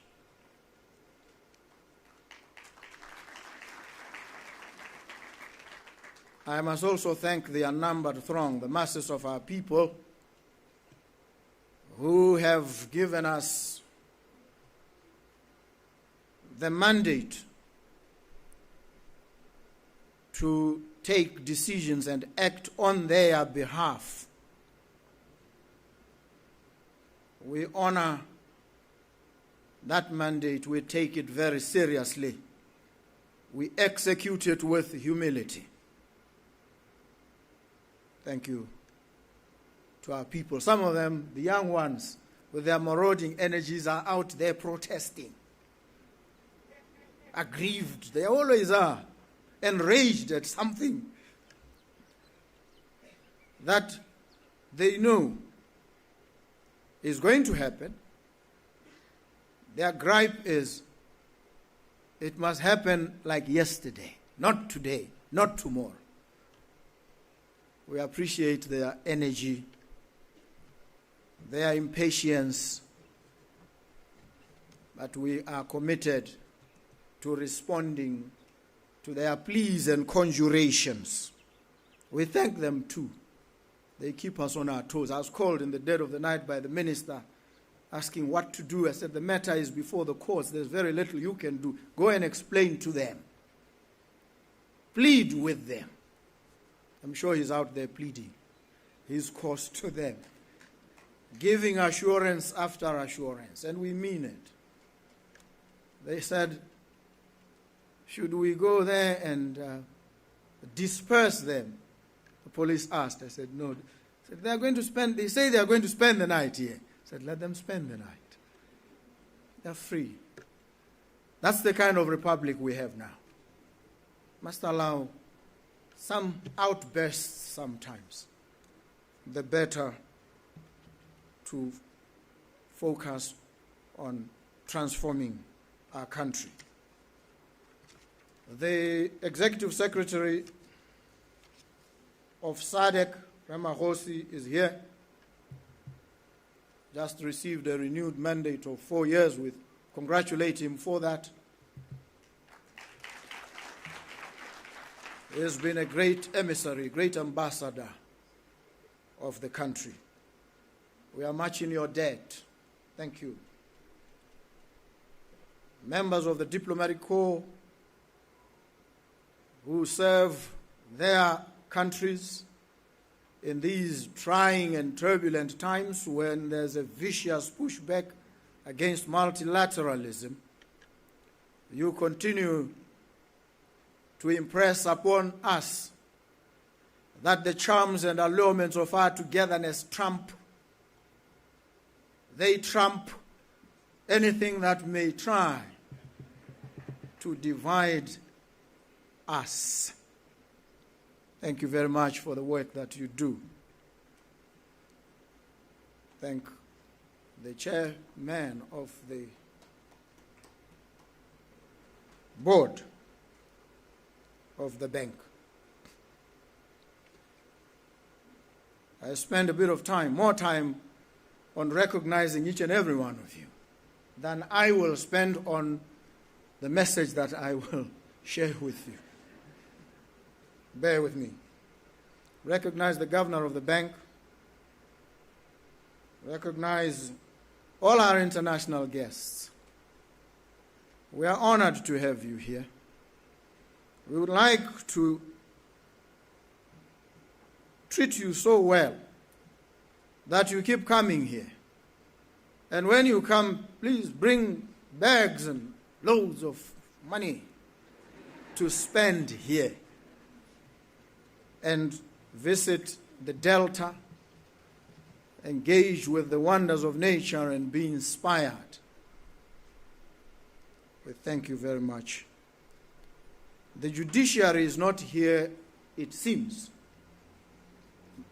I know the Chief Justice, who should have been here and is listed in the program, is outside the country attending a conference in Zambia on elections and electoral credibility, so that when there are issues and problems around the conduct of elections, the judiciary is more equipped. We thank them even in their absence.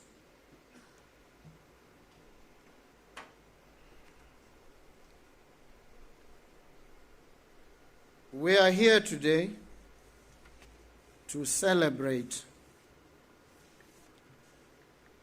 the 50th anniversary of the Bank of Botswana.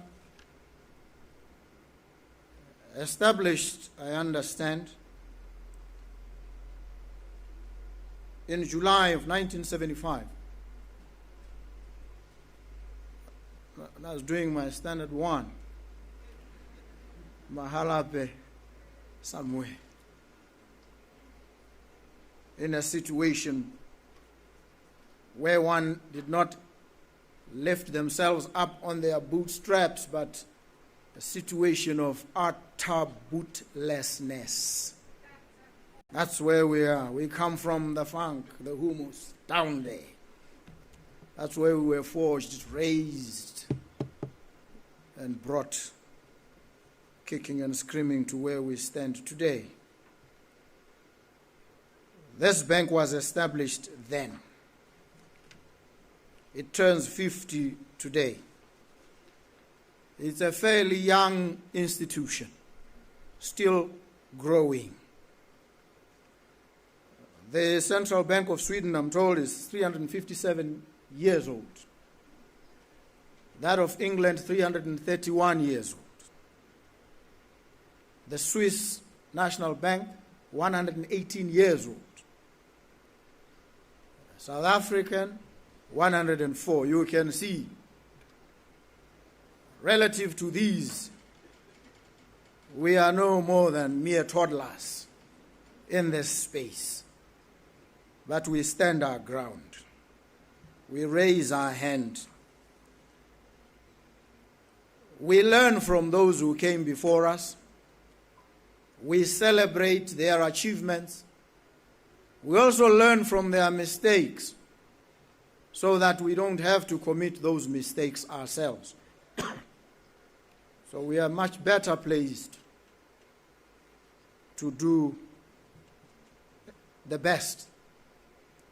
And to do this, we must know the best that has been thought and do the very best that can be done, not just in Botswana or in the sub-region, but in the whole world. We must strive to be the very best. We celebrate the 50th anniversary of the bank. We also celebrate the fact that we have our currency, the Pula, launched in 1976. Pula TEME. Somewhat interesting and poetic. In a dry country, we chose rain, water, sustenance to symbolize value. And the TEME, or shield, and the BDF lays claim to the shield with justification. So rain is more than just water. For us, it's our very livelihood. And so the central bank, therefore, has been the heartbeat of our monetary system. They have sustained and carried us, our country and our economy. We've seen economies brought to their knees by hyperinflation, downturns, recessions. That we've survived thus far, that the Bank of Botswana is turning 50, is in and of itself a great achievement. And we must celebrate, as we do today. We celebrate because we look back and hear the voices of our forerunners, the whispered sibilance of the counsel that they gave then, that comes through to us even now. We hear their voices even as we struggle to find our own voices, which we will bounce together against their voices. And in this cacophony of voices echoing through the tunnel of time, we may discover a force for good. This is what it is. Some stylish grave digging. Recognize our ancestry, our forebears, among them the first president and those who worked with him and walked the path long before some of us could care or count. We thank them for the work that they have done.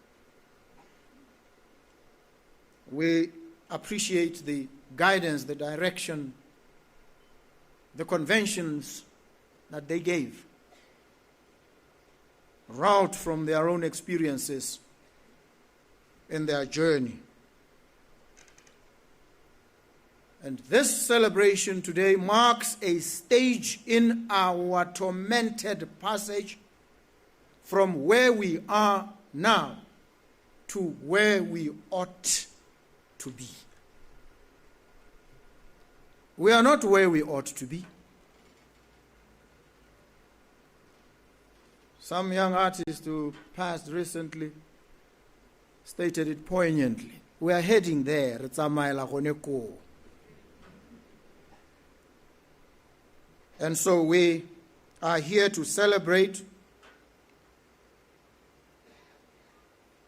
But in celebrating, we are not going to remain trapped and tied to our past glory, if any there be.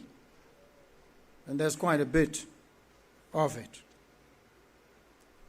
We are not going to go about in some foggy doze celebrating our past achievements. We are here to carve a new path for the country and for the people. We are here to reflect on, challenge the present institutions, deal with the inalterable circumstances of our existence, and carve pathways, alter the conditions, the arrangements of our society. I've said this, I say it here, I'll say it even tomorrow and the day after. We must not be hostages of the institutions and dependencies that we have inherited. We must critique, challenge, change these institutions. The economic theories and preconceptions of yore may not serve the present generation. So if we place ourselves in a space of institutional fetishism, we fetishize.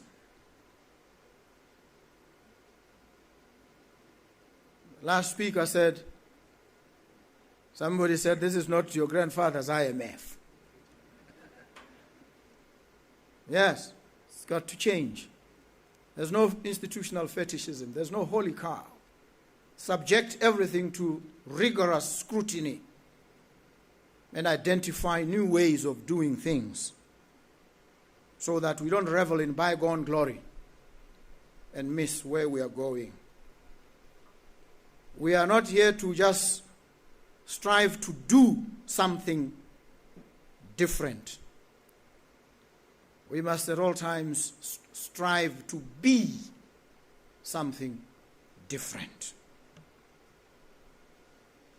And so I am here to celebrate with you. We need a vibrant central bank,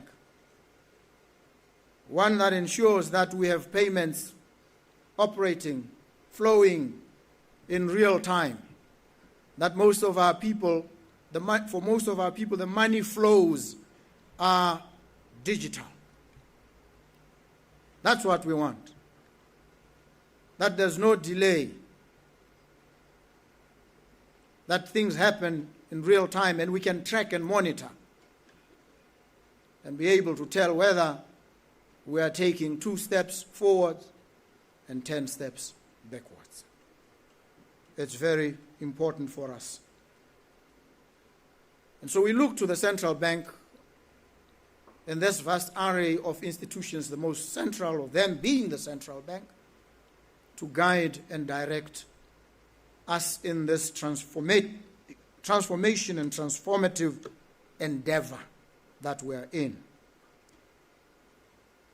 And so it remains for me to thank those who have stewarded this progress, those who have worked, served, experienced the frustrations, engaged with the challenges, and triumphed over adversity. We thank them. And I say in closing, we are here today so we take scintillating leaps of the imagination as we look to the future. Take confident strides. Look with hope. Lay present realities open for future possibilities.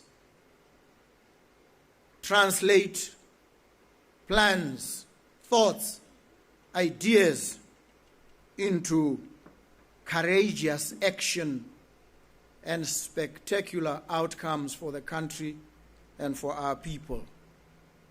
I'm happy to be here with you today to celebrate with you, to listen to you, to be inspired by all of you. So thank you very much for the privilege of your company, the pleasure of your kind attention. Thank you. Thank you so very much.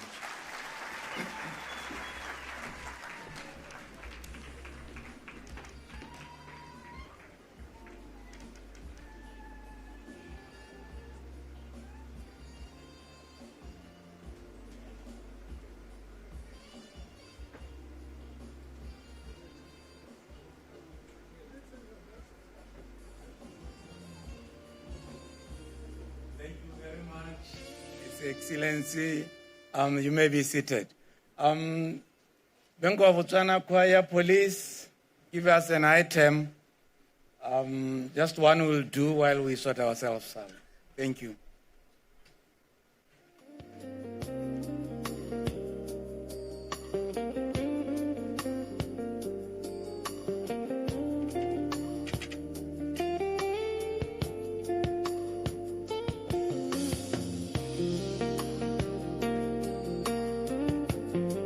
What will now happen is we will move to the launch of the commemorative banknote.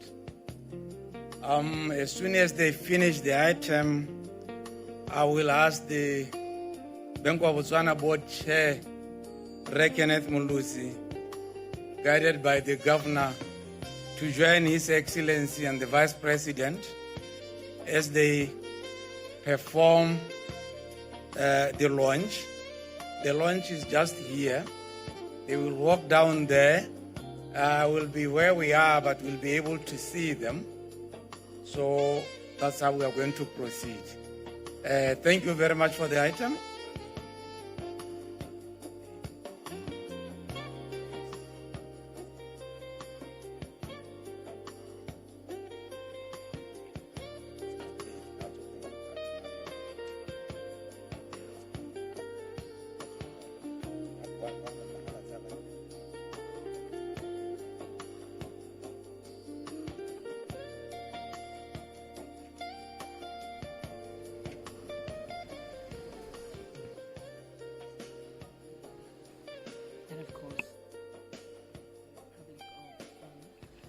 Has officially launched the official opening of Bank of Botswana's celebration 50th anniversary. And of course, at this very moment, what is on the lineup for the program of this Golden Jubilee is really to launch the commemorative banknote as well as the cutting of the anniversary cake, following which we do expect that there'll be a presentation of tokens of appreciation to the President and the Vice President, who's also the Minister of Finance. The bank's choir is currently at this very moment serenading the crowd with melodious music to prepare for this official cutting of the ribbon, which of course will be ceremonial, marking the 50-year anniversary celebrations of the Bank of Botswana.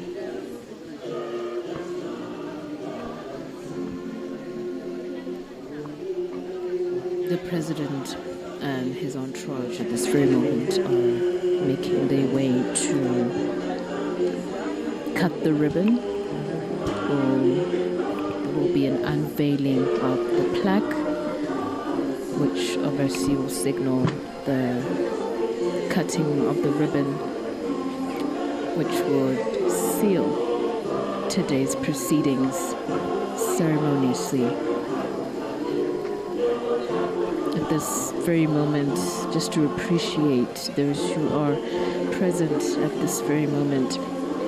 Obviously, also even acknowledged by the President during his keynote address. At this very moment, we're also seeing here in attendance the President of the Republic of Botswana.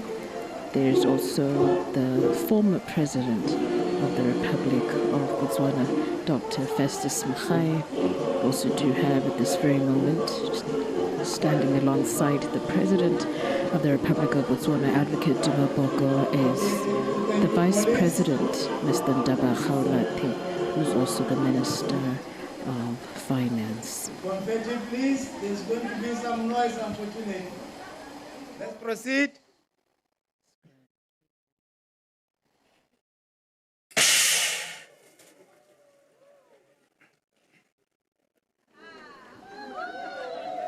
Of course, that does mark the beginning. A heavy applause signals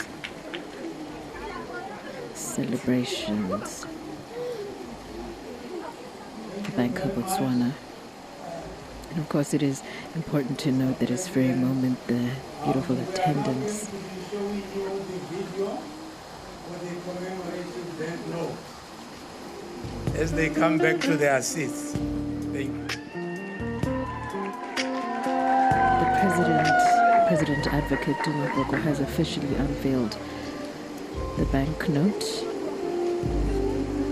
Has officially unveiled the banknote. And of course it is a beautiful sight indeed, really looking at what it stands for. We're looking at 50 Pula notes here that have, one does have the Bank of Botswana, which obviously, if you remember, it is a redeveloped building that actually has been given 6-star rating, and has been given a green star rating. And when you look at the other football, the other 50 Pula note, it does have LWETSE who of course is a champion 2024 men's 200 meters gold Olympist. And of course, looking at what you are seeing this very moment right now. You're seeing LWETSE there. You're seeing Anthony. You're also seeing the stalwarts, who of course are 2024 men's 4x4 meters relay silver Olympians, who of course are there with their medals. Very, very symbolic indeed. The Bank of Botswana recognizing the very 50 years of monetary stewardship and safeguarding the nation's economic future. To celebrate this legacy, a special commemorative edition of the 50 Pula banknote is issued to blend Botswana's heritage, achievements, and aspirations for the future. On its front side, the note reveals a landmark of Botswana's financial strength, the Bank of Botswana's Pula TEME headquarters in Gaborone, a symbol of financial stability and progress. Towering with elegance, it reflects 5 decades of sound governance and steady growth. Alongside, the majestic Motswedi diamond shines, the second largest diamond ever discovered and unearthed from Botswana's rich soil. More than a gem, this extraordinary diamond tells the story of a nation that transformed its mineral wealth into a foundation for prosperity. Turning the note, we witness the triumph of human spirit. Botswana's 2024 Olympic gold and silver medalists stand tall, champions of perseverance, unity, and excellence. Their victories echo far beyond the arena and inspire a new generation to aim higher. These achievements stand alongside the breathtaking Okavango Delta, a UNESCO World Heritage Site, reflecting Botswana's rich natural heritage and vibrant tourism industry. Equipped with state-of-the-art security features, from the convex microlens security thread with the fully animated running athlete to the integrated natural sisal fibers and sanitary protection. This commemorative 50 Pula banknote ensures authenticity while celebrating national identity. Every element of this banknote is a tribute to Botswana's heritage, its achievements, and its boundless potential. a bridge between natural riches and human ambition, woven together by 50 years of steadfast stewardship by the Bank of Botswana. We are excited as Bank of Botswana to be launching a 50 Pula commemorative note as part of our celebrations and part of our 50th celebrations of the central bank. The 50 Pula not only commemorates the 50th anniversary of the bank, but also continues to fortify national pride that we have in our currency. I would like to encourage Botswana and business to embrace this new note. It will still have all the features of the other notes in terms of being a medium of exchange, be a store of value, and also a legal tender. What will happen though is that it will be a limited distribution and it will run concurrently with the current note. Our currency, our pride.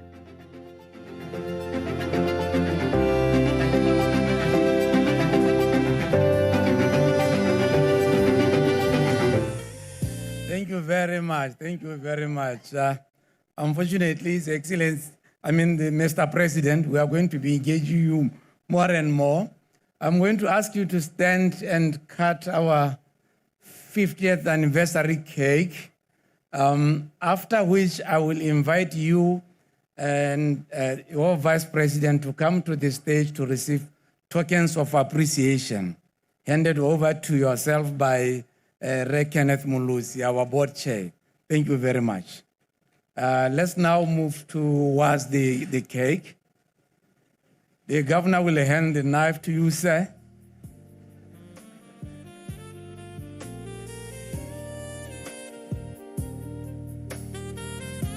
And you only use that knife, no any other.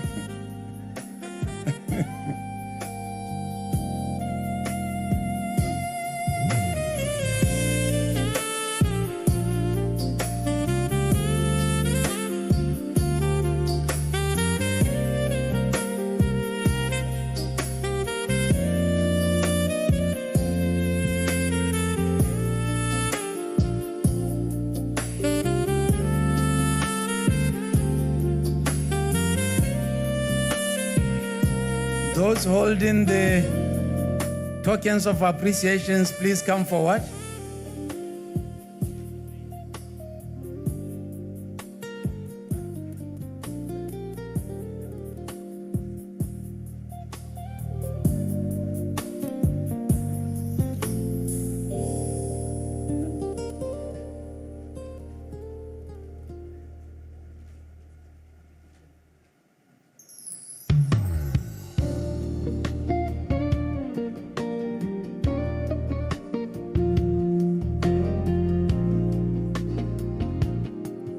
Governor, you may now get the knife back. Please get the knife back and make sure it's secure.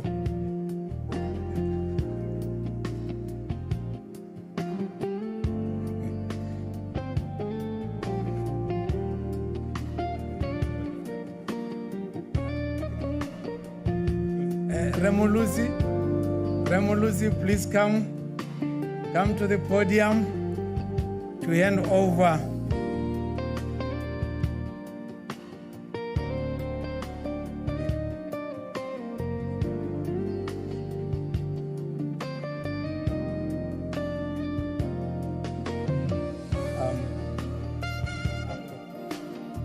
another ceremonial gesture, having the President of the Republic of Botswana cutting the Bank of Botswana anniversary cake, which of course is quite a sight. We do, looking at it, having so many tears, and obviously also bearing even the colors that represent what the bank stand for. We're seeing a bit of gold there, seeing a bit of blue, and other colors that of course are the type of colors that are representative of the bank. And prior to that, we did see another ceremonial gesture where the revealing of 50 Pula banknotes that of course represent a tribute in a way to Botswana's heritage. One displays the Bank of Botswana infrastructural building, and the other one represents the people. And in this sense, we have LWETSE, who is the 2024 men's 200-meter gold Olympian, alongside the 2024 men's 4x400 meter relay silver Olympians. Befitting tribute indeed to legends who of course not only made history on the international stage, putting Botswana on the international map, but also really telling of the type of talent that the country has, and of course fortifying its natural pride through its banknotes, which is what we're seeing Bank of Botswana do today. We are seeing Bank of Botswana also celebrating in style by celebrating its own heroes, celebrating what it stands for, celebrating what it really means as a bank that obviously represents the very ideals of integrity among very many others. We also did have the President of the Republic of Botswana, who took to the stage a lot of conversation around even celebrating those who came before and obviously laid a solid foundation for where the country's economic outlook would begin to take shape.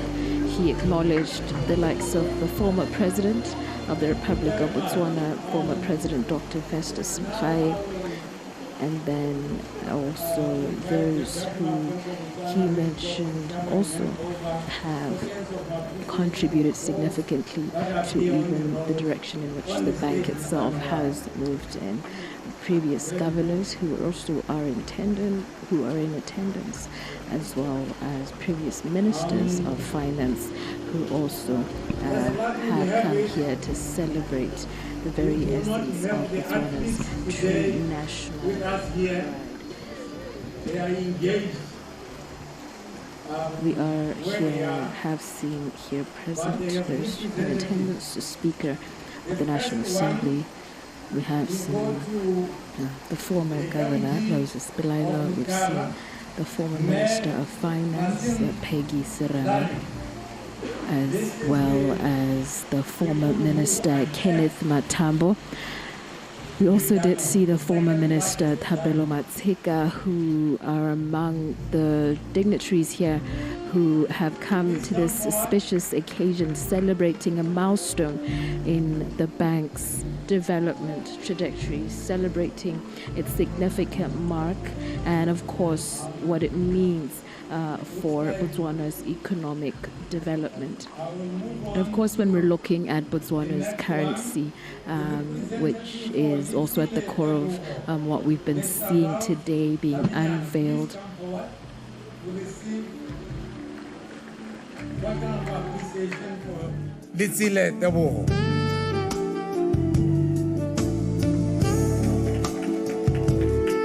Utsil and Dory, please be alert to be the next. Utsil and Dory.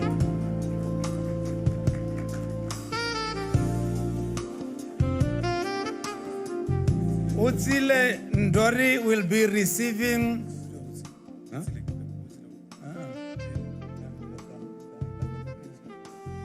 This is the representative of Bayapondori. His name is Utsile Ndori. Thank you very much. Mr. John Ivina Tsipi, please come forward to receive token of appreciation on behalf of Colin Busang. Mr. Ivina Tsipi, I was expecting John Kivina Tsipi.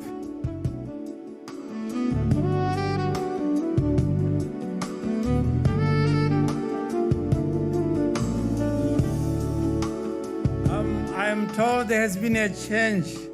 Maitre Chaba will be the one receiving the token of appreciation on behalf of Colin Busa. Thank you very much, madam. The governor has never looked this short.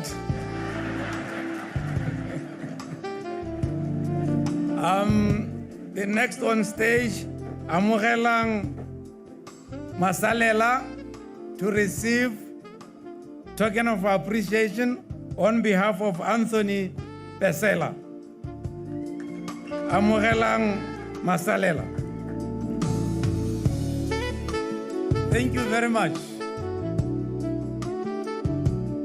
And the governor regains his height.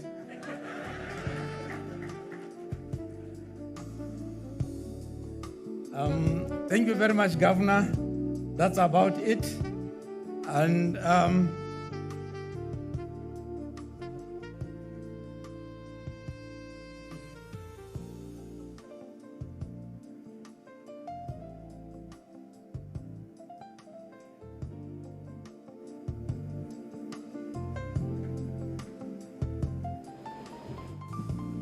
Bank of Botswana Choir, Police, just a short one to Hoemeletsa Mogolo Atakwano to give us vote of thanks. Nchapenga pinanyana kaku.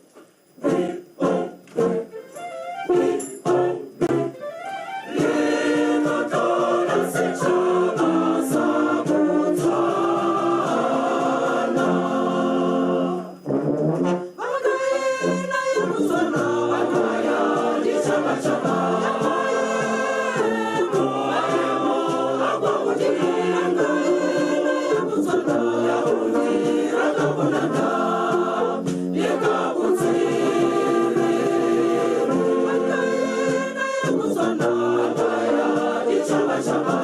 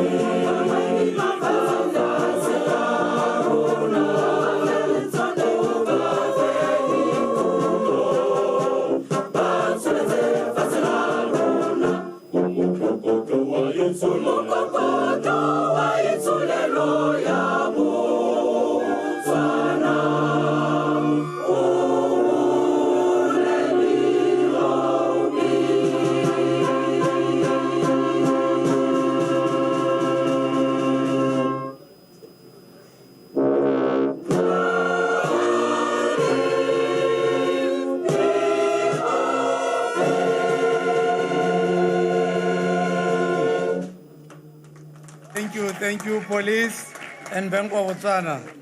May I kindly now ask the Vice President of the Republic of Botswana, Rendaba Nkosinati Raolati, to come and give us vote of thanks. Over to you.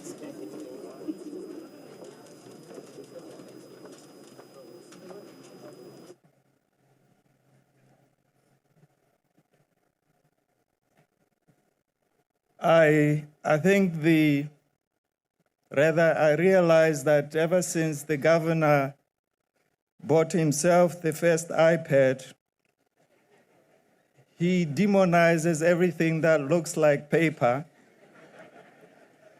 and discredits everyone who comes to the podium holding paper. So the president was discredited before he even got to the podium. But I was discredited even before I stood up from my chair. I hold deep sentiments about the Bank of Botswana.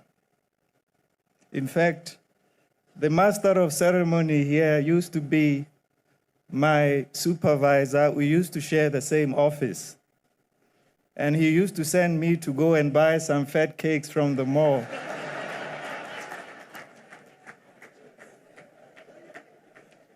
And all the retired ladies that side used to be my mothers at the Bank of Botswana. Once in a while, some of them, once in a while, I used to help the cleaning ladies to go and pick up some teacups from my mothers. They used to be a source of great encouragement. There was a Redimpi, I don't know if he's here. I also used to share an office with him. And Re Aaron, I think I saw him right at the back. All of them were my supervisors when I was at the Bank of Botswana. So let me acknowledge and appreciate the presence of the President, Advocate Gideon Boko.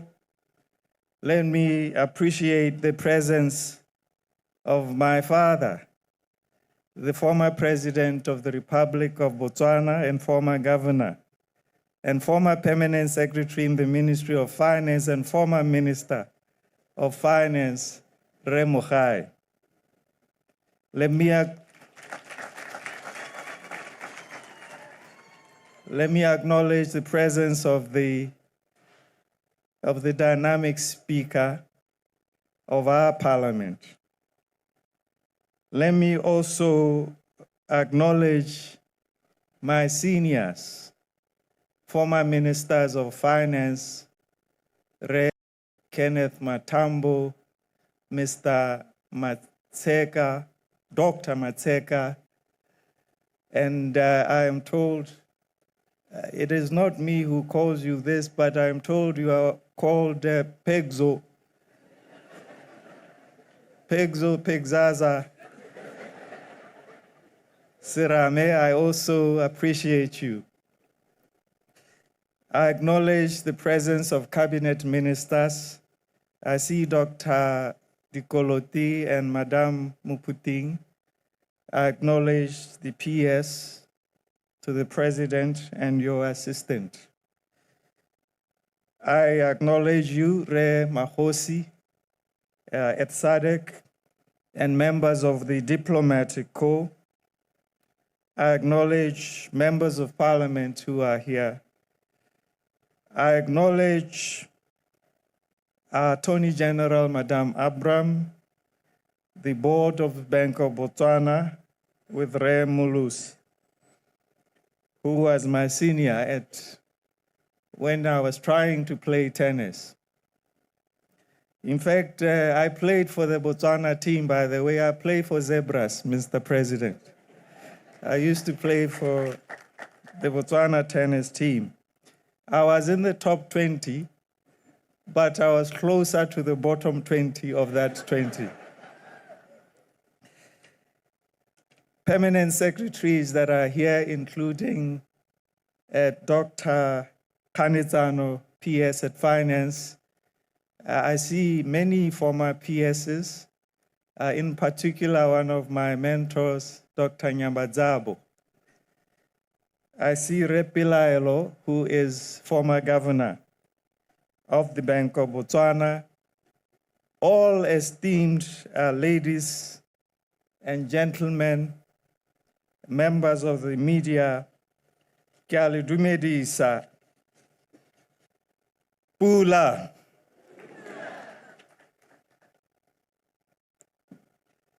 "50 years ago, a young nation chose courage over convenience. We chose to write our own economic history. From that choice came the central bank and a currency called the Pula, rain, because our forebears knew that prosperity begins with that which gives life. And on the 23rd of August, 1976, the Pula was born. In its shield, the TEME. We declared that sovereignty would be guarded not just with swords, but with stewardship. And today we honor the men and indeed the woman, a remarkable woman among them who steadied this institution through fair weather and through storm. We honor the founding governor of this bank, Governor Quill Hammonds.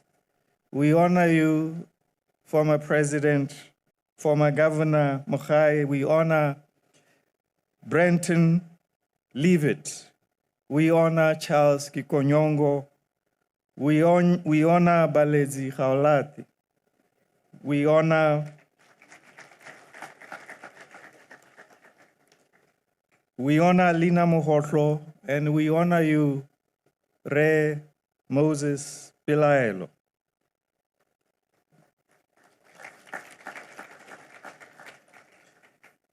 These leaders, men and a woman, were not swayed by the political winds of any day. They held a steady hand on the tiller, often making decisions that were judicious but not easy. Consider the existential choice of our early years, whether to remain in the Rand monetary area or to walk the harder path of monetary independence. We knew, we withdrew, we built a central bank, and we launched our own currency. And in hindsight, that brave decision, grounded in a 1975 government-wide paper and a strong institutional design, proved to be nation building. They navigated turbulence. In 1991, when the global failure of the Bank of Credit and Commerce International threatened local calm, the bank moved decisively and swiftly to take over the operations of BCCI, Botswana's affiliate, protecting depositors and stability of our financial system. Similarly, in 2015, as the Kingdom Bank Africa Limited came under distress, the bank took control and sought an orderly court-supervised wind-up. They contained a potential contagion. This, ladies and gentlemen, is what guardianship looks like in practice. Colleagues, an institution earns trust. It earns trust by competence and character. Our central bank has shown both. It has produced some of our brightest luminaries and professionals in our economy, and they have welcomed excellence from beyond our borders. Cross-pollination between home and the world, between public service and private service. This has been long part of a culture at the Bank of Botswana. And indeed, this cross-fertilization runs both ways. The bank has drawn expertise from industry and released leaders into it, helping lower the walls of mutual suspicion between the state and the private sector. The world has noticed. For years, our country has carried investment-grade sovereign ratings. And while outlooks may shift with cycles and shocks, Botswana retains the respect that it has earned, not demanded. There is trust in the Pula and in the institutions that keep it sound. None of these achievements has insulated us from the headwinds. And as the President has noted today, a diamond market downturn and an import-intensive economy have weighed on our reserves from 62 billion in June 2024 to 45 billion in 2025, demanding timely, sometimes unpopular, adjustments to the exchange rate parameters to protect policy space and competitiveness. The bank's candor has been vital in communicating these measures. Allow me, therefore, ladies and gentlemen, to salute the current governor, despite him demonizing my papers.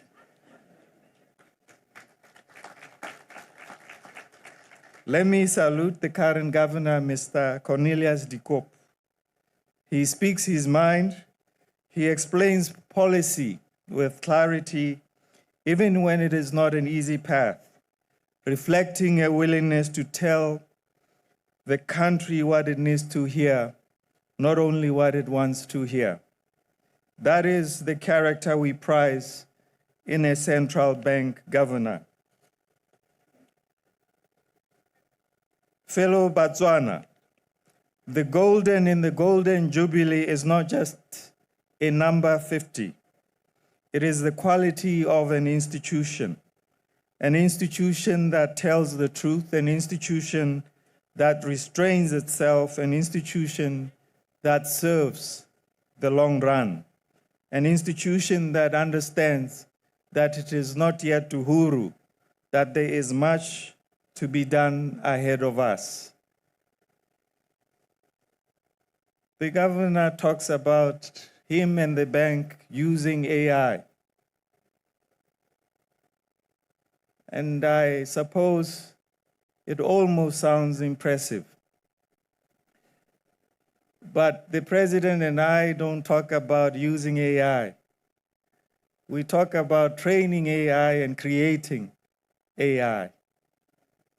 And this is the direction that I hope the bank and the country is taking. By law and by culture, the bank's mandate is clear. Preserve price stability, support financial stability, and keep payments safe and efficient. That operational responsibility is not a privilege, but it is a public trust. And yet the bank does not rule. It advises, and it advises frankly. The bank has been a flag carrier of fair advice, even when its views were inconvenient to policy fashions of the moment. That is how you build a country that is serious. Distinguished guests, the President of our Republic, Advocate Duma Gideon Boko, stands not only as head of state of the Republic of Botswana, but as a believer, as a gladiator of our modern times, who sees what Botswana can become. And together with him, we will transform Botswana. We will transform Botswana into the best managed nation on the African continent, the paragon of fairness, the paragon of unity, the paragon of inclusive prosperity on the African continent.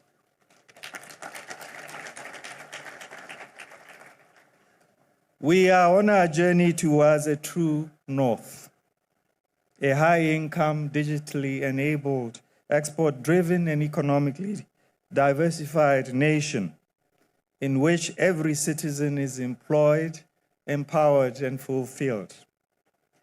And in this new Botswana, we are determined to build.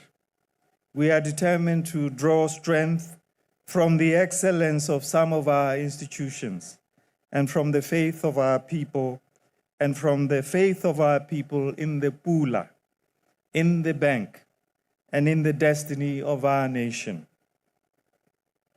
To our partners across the diaspora, the diplomatic corps and the development community, your presence here affirms that Botswana's story is also your story. You have walked with us in the past 50 years. We invite you to walk with us still into an era of even deeper cooperation. To our Olympians, and I notice they were not here today, your victories carry the same values of excellence and discipline that the bank has upheld over and for decades. And to the children of Kangwa, not Kangwa, Mr. MC. I speak confidently because I lived near Kangwa when I was a Tirolo Sechaba participant. So Kangwa, Mr. MC. To the children of Kangwa Primary School who traveled all the way from the Okavango to be here, may this day plant in you the seed of possibility.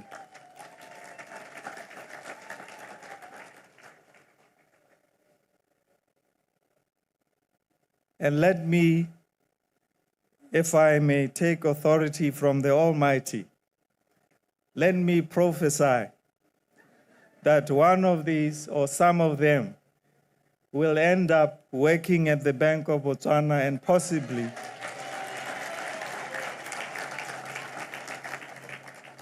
and possibly govern the Bank of Botswana.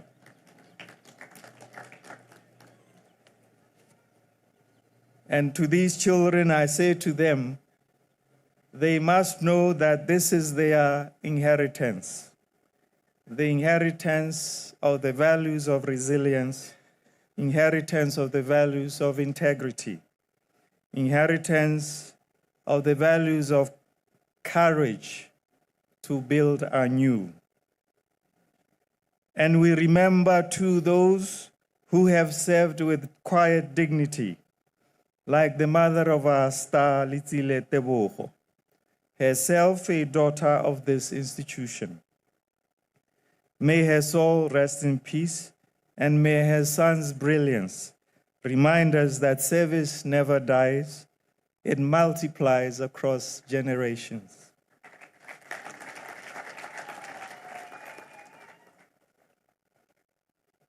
So, ladies, gentlemen, and I have seen men and women who are not as gentle today, I thank you. I thank you for your presence. I thank you for your belief. I thank you for your partnership.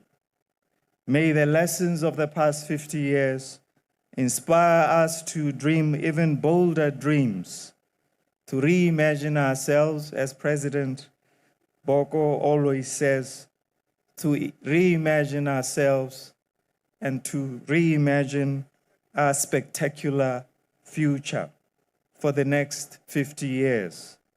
Long live Bank of Botswana, long live the Republic of Botswana. May God bless all of you and all of us.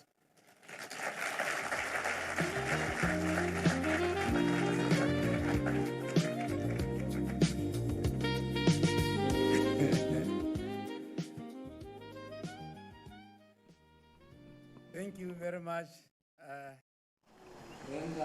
Of course, that was the Vice President of the Republic of Botswana, Rendaba Kgaolathe, giving the vote of thanks and really wrapping up what this day really stands for the bank, for the economy, for the administration, for a country that is that has an agenda to develop transformatively. And he spoke at length about the value of that the confidence that Botswana should have, trust in the Pula, which is very telling of the direction in which the country is moving in, and the purpose, the mandate that the Bank of Botswana really does play in terms of being a central bank and of course executing its duties, core duties and responsibilities, and ensuring stability of markets and stability within the sectors of development and ultimately in the economy as a whole. And of course, he spoke at length also about the governor, how leadership also plays a pivotal role in driving the mandate of a better Botswana, a well-transformed Botswana, speaking to the governor of the bank and what he stands for, his character, that, he stands for even Botswana, who obviously deserve to have quality institutions, including the central bank, which is the case. And that he also spoke at length about the fact that the governor himself speaks the truth, he tells the truth, and he serves. And of course he mentioned that as very integral to the type of excellence and discipline that the bank stands tall on. And of course this obviously now translates to the direction in which Botswana's economy should take shape given all of that. He also spoke about the president and what he stands for in this new administration to develop Botswana and transform Botswana spectacularly, citing him a gladiator of these modern times, and of course given the fact that he stands tall and very adamant in the resolution of ensuring that Botswana develops spectacularly. There was a lot, so many key takeaways even from the president himself. We heard him speaking about when he took to the platform and gave his keynote address. He acknowledged the contribution of the former president, Dr. Festus Mogae, citing, the fact that, he laid a solid foundation in his presidency that would obviously now give direction and impetus to the Botswana that we see today in these modern times. And obviously also even acknowledging various contributions of various ministers, governors, former governors, who of course are present here today. Dr. Festus Mogae, who is the former president of the Republic of Botswana, is one of the delegates that are here. And of course we also saw former ministers of finance, who of course also have graced this golden jubilee, the likes of former Minister of Finance Peggy Sirame. We also saw the former Minister Kenneth Matamba, who's also present here. We also saw the likes of the former Governor Moses Pelaila, who also is present here. And there's so many others like Thapelo Matseka, who's also the former Minister of Finance. And of course, their presence here, very telling of the 50-year mark that the Bank of Botswana stands tall on. And not only that, the direction in which they led, their leadership contributed immensely to this 50-year milestone, which is also very telling of the groundwork that has been done towards even a more prosperous future.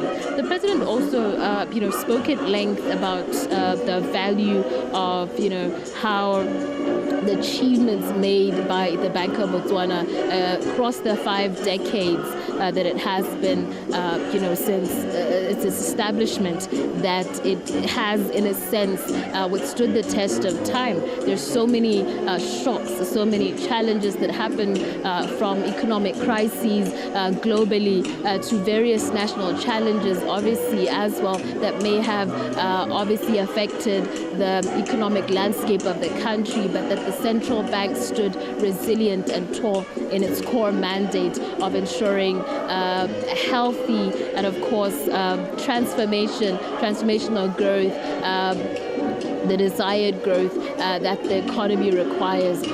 He also made a clarion call for critiquing and challenging current institutions towards transformation, towards change, towards development, and obviously the aspired growth.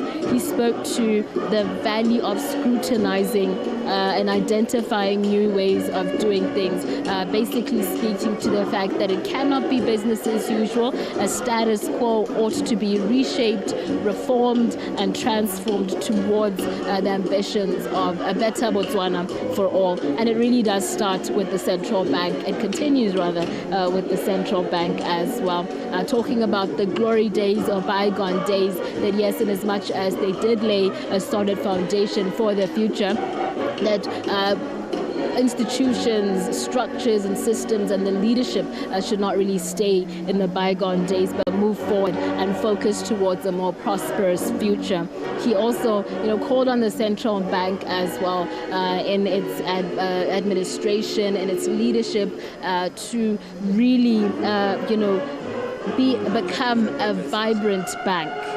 In terms of its mandate, to do all that it must and ensure a certain level of vibrancy that will kickstart, the new ambitions of driving towards a better Botswana. Maybe just to do a few takeaways with the Deputy Governor Ramasalila once again. Ramasalila, we meet once again now at the end or at the closing of this amazing occasion. What are the key highlights for you as Bank of Botswana, given all the speeches, given the lineup, given everything that happened today? The key highlights really the President's message around moving forward, not relish our glory, but be agile, adaptive to new developments, be relevant, communicate well with the general public in terms of what we are doing and how we impact their livelihoods. The other message really is around continuing with what we do well, in terms of ensuring that the financial system continues to be stable, that we improve in terms of the payment system, making them current in terms of adaptation of technology, because these days we want what we call 24/7, 365 access and payment speed. So those are critical. Also the governor's message around how we are implementing related projects. For example, the government revenue collection. We are digitalizing that so that we improve on the speed of collection, on reconciliations, and therefore just improve in terms of how money gets into the government coffers. Also around how we want to facilitate fintechs, financial technology, in terms of provision of financial services. We want to help them get their license. We want to help them get funding so that they get into business and impact livelihoods. Thank you. Ramasela, just to wrap up this conversation with this amazing sight here that we're seeing, of course, the banknotes, the 50 Pula banknotes. What inspired this? Obviously, we're talking excellence, we're seeing a depiction of excellence, resilience, and all of that. But what really inspired what we're seeing in the 50 Pula notes with Litsile and the Silver Olympiads, and of course, the Bank of Botswana infrastructural building here? No, it's really about that. What you are mentioning, excellence, integrity, resilience. Because what the inspiration is that we have made progress. We have developed world-class in terms of athleticism. But they're also representative world-class in other areas, in a range of skills, in us participating in world forums, world-class in the type of goods and services that we produce. So this is a representation. That's just an example, but it's an overall representation of how far we have gone and our intent to continue in this path. And when can we start seeing them roll out? They are in production. Before the end of the year, we'll definitely have them in circulation. Mr. Masele, thank you so much for your time. All right, and of course, this is how we end this amazing occasion, which was the 50th anniversary of Bank of Botswana. We end it here. I'm Mutsidile Onkabetse. Let's cross into the news bulletin. Good afternoon.